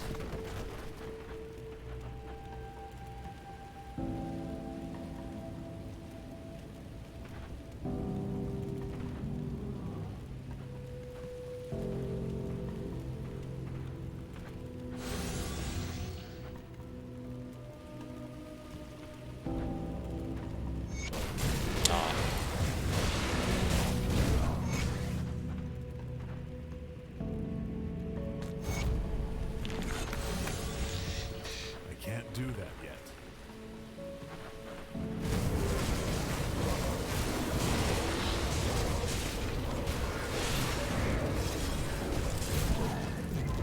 Oh, that's pretty self-explanatory. I'm going to show you it.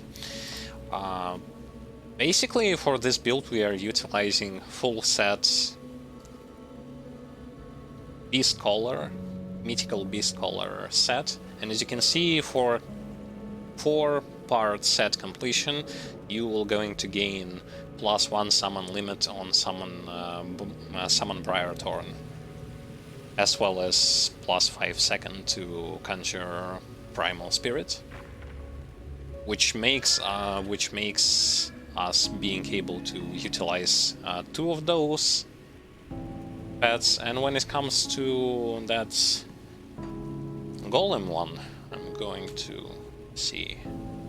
Granted by item. What item gives this thing to me?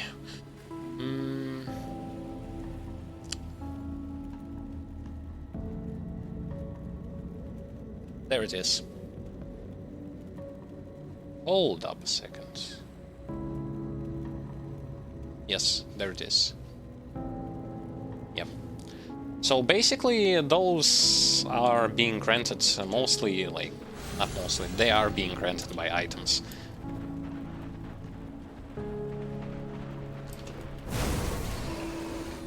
I can't do that yet. There are some items that are allowing you to have, like, additional pets or some new ones.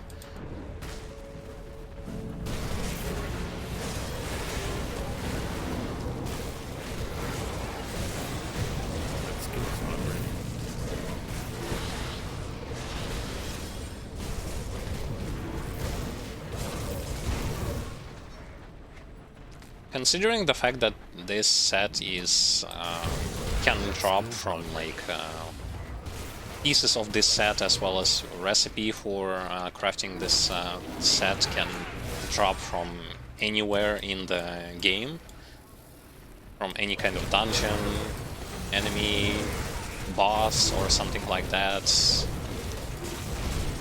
It's really going to depend on luck. Whether you will be lucky enough and the game will going to be generous enough and give you this, or you can like trade with other players. They might also have this set available, and they can sell you it for resources, That skill's not ready. or in exchange for other items. Trading in this game is quite a thing. It makes it quite easier to gain those items that are hard to get.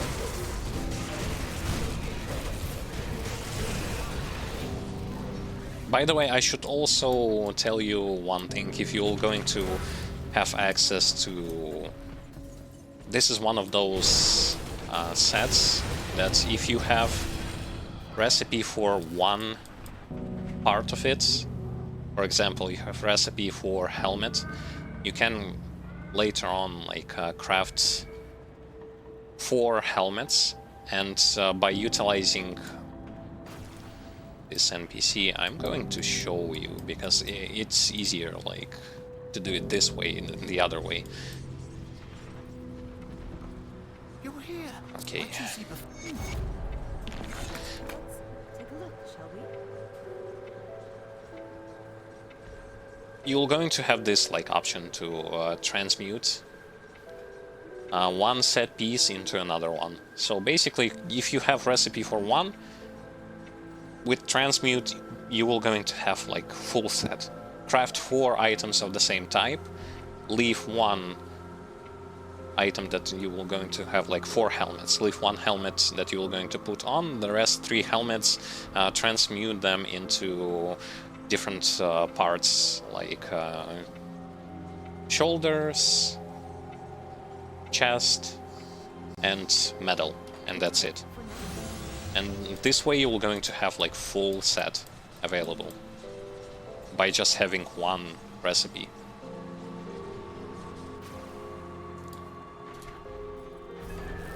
Quite generous way of doing things, and much faster than it would take to farm the whole, like all of those parts. I can't do that yet.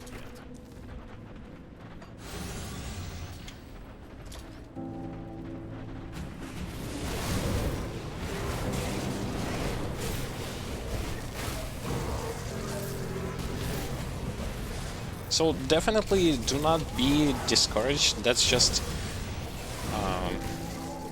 general thing. Even if builds have this thing that's parts of their set pieces or items that they need, even if they do need to be farmed from different like places, they are world drops, they can drop from anywhere.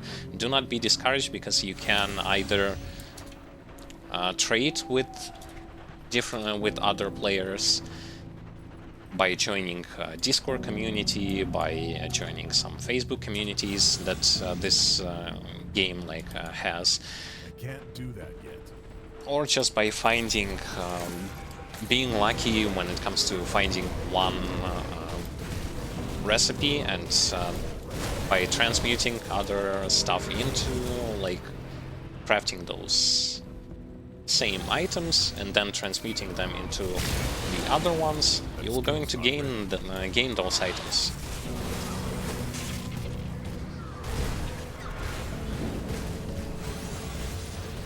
It's good that the game has like options and not just forcing you to kind of farm. That skill's not ready.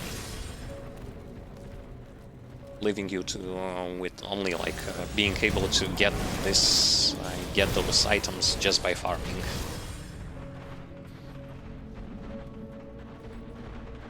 That skill's not ready.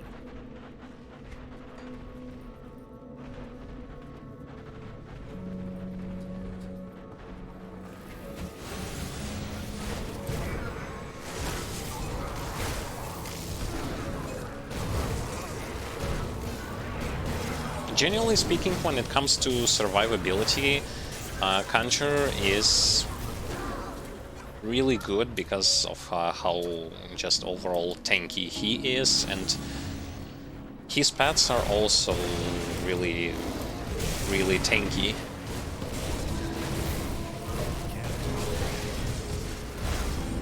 It makes management of your pets easier than with same like Necromancer, for example, who has more pets, but they you have to pay closer look at them so that they won't die that fast, or if they die, to resummon them.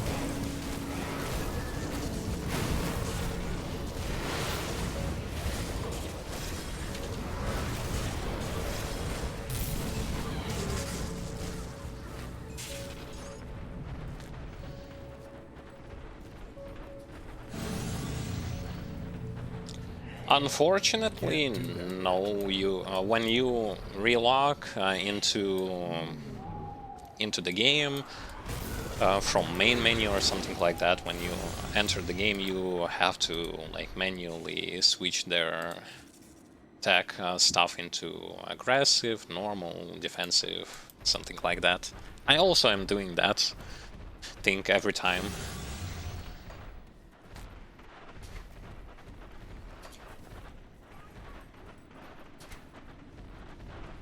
That skill's not ready.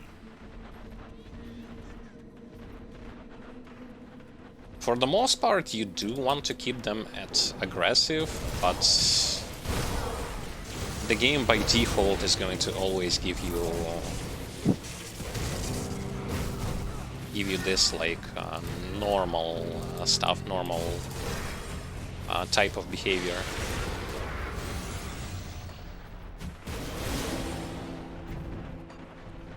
That skill's not ready.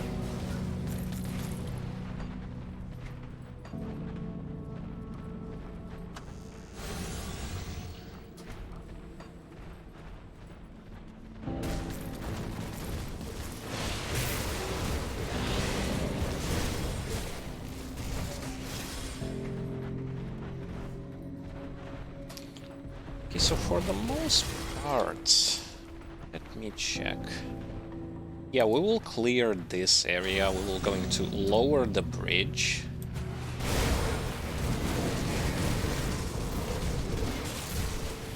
Gain access towards the next hub area by doing so. And then on the next stream, we will going to most likely, we will finish first DLC, we will going to go for the second one as well. Ready.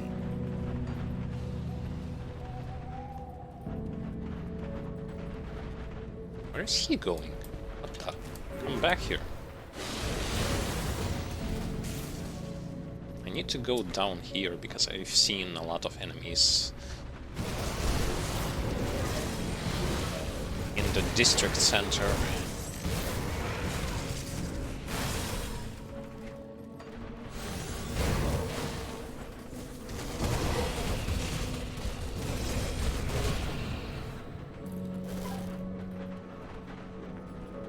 That skill's not ready.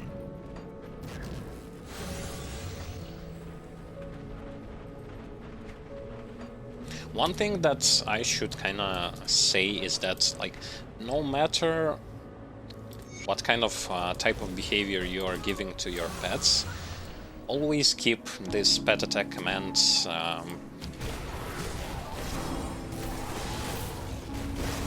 near you, so that you, in case something, you will be able to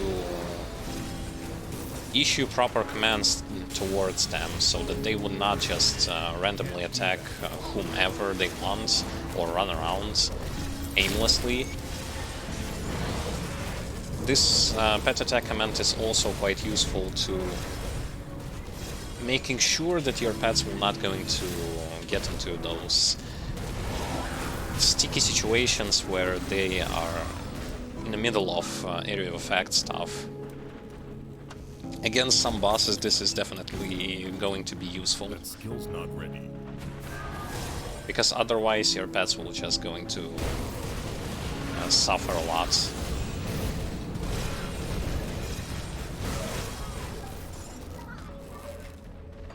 I guess this is especially important if a player plays Necromancer, because his skeletons are quite fragile, and you want to keep them as tankier as, like, as safe as possible by micromanagement.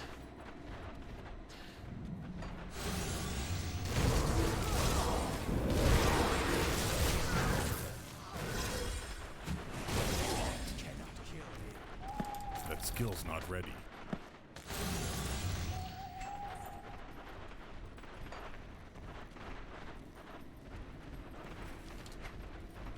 Okay. I need to go and clear the left side first, then return and open the gate. Yeah, we were going to do just that.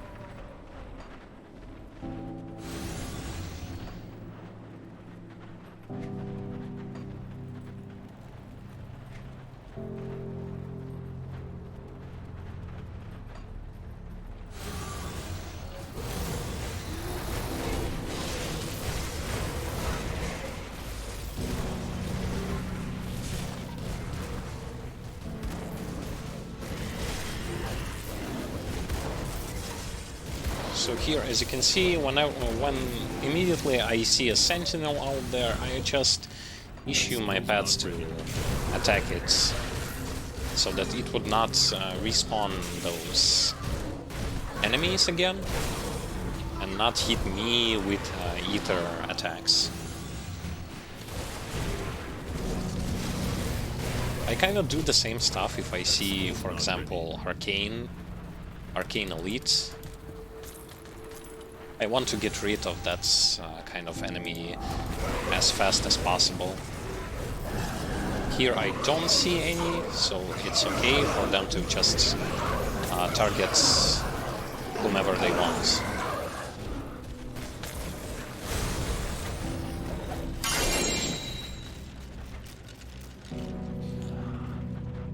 That skill's not ready.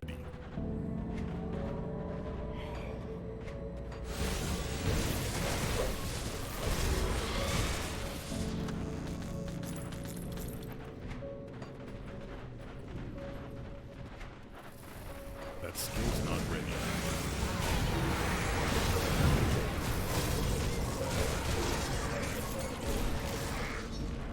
Okay. Done with here, and let's backtrack towards the gatekeeper. Well, not the gatekeeper, bridge keeper. It looks pretty much same like Galacross. Same looking boss. Only he's going to be hitting more with ether.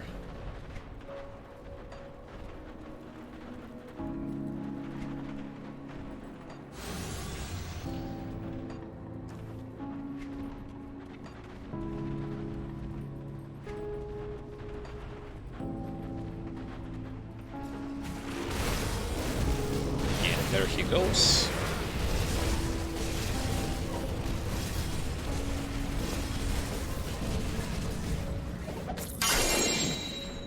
And he's gone. When it comes to single targets, genuinely speaking, when it comes to single targets, summoners are really good because all of their pads' damage output just goes into one target. I was beginning to read.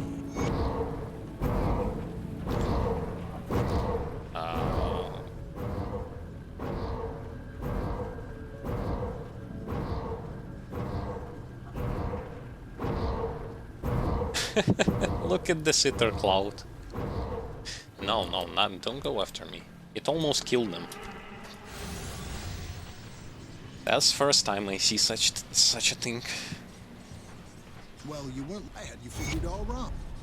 Yeah, basically, why single target? It's like all of the stuff that they have just goes like into one, and sometimes they have this stuff that even if you give them a command to attack a certain target, they will randomly or by some miracle, they will going to ignore that kind of a command and just go and attack someone else.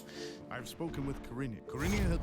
And when it comes to just single target stuff, it doesn't happen like that because they will have only one target.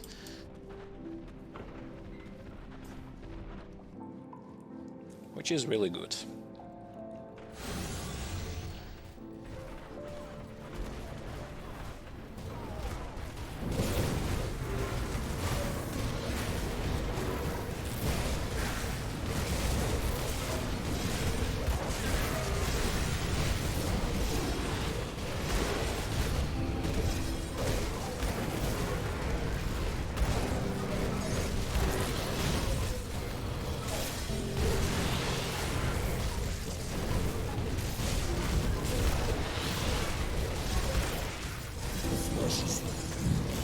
Okay, I'm going to order them to attack like one at a time.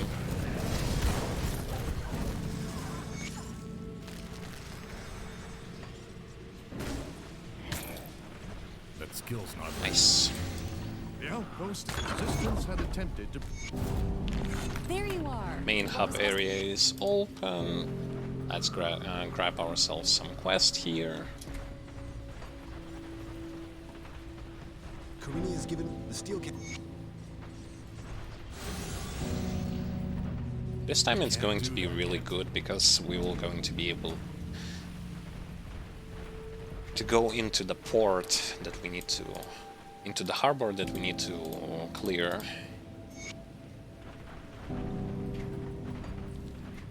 Without any kind of backtracking.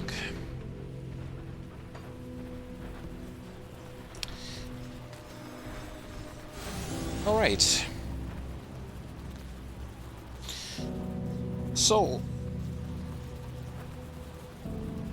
today we have managed to do a whole lot of stuff, including the fact that we have slain Ravager, which is one of those big late game bosses, Celestials. We also managed to get ourselves to the Steel Cap district, which means 1 hour or so. In 1 hour or so, we will going to complete. We will going to finish this DLC, and then the next start the next one. If you have missed this part of the walkthrough series or the previous ones, everything is uploaded to a YouTube channel.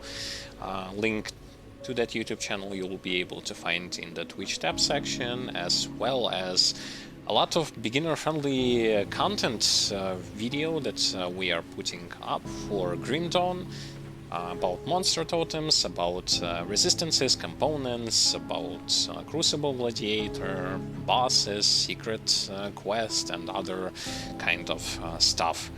Walkthroughs for other games, highlights, many other things as well. So if you will be interested in checking that out, you can check that out.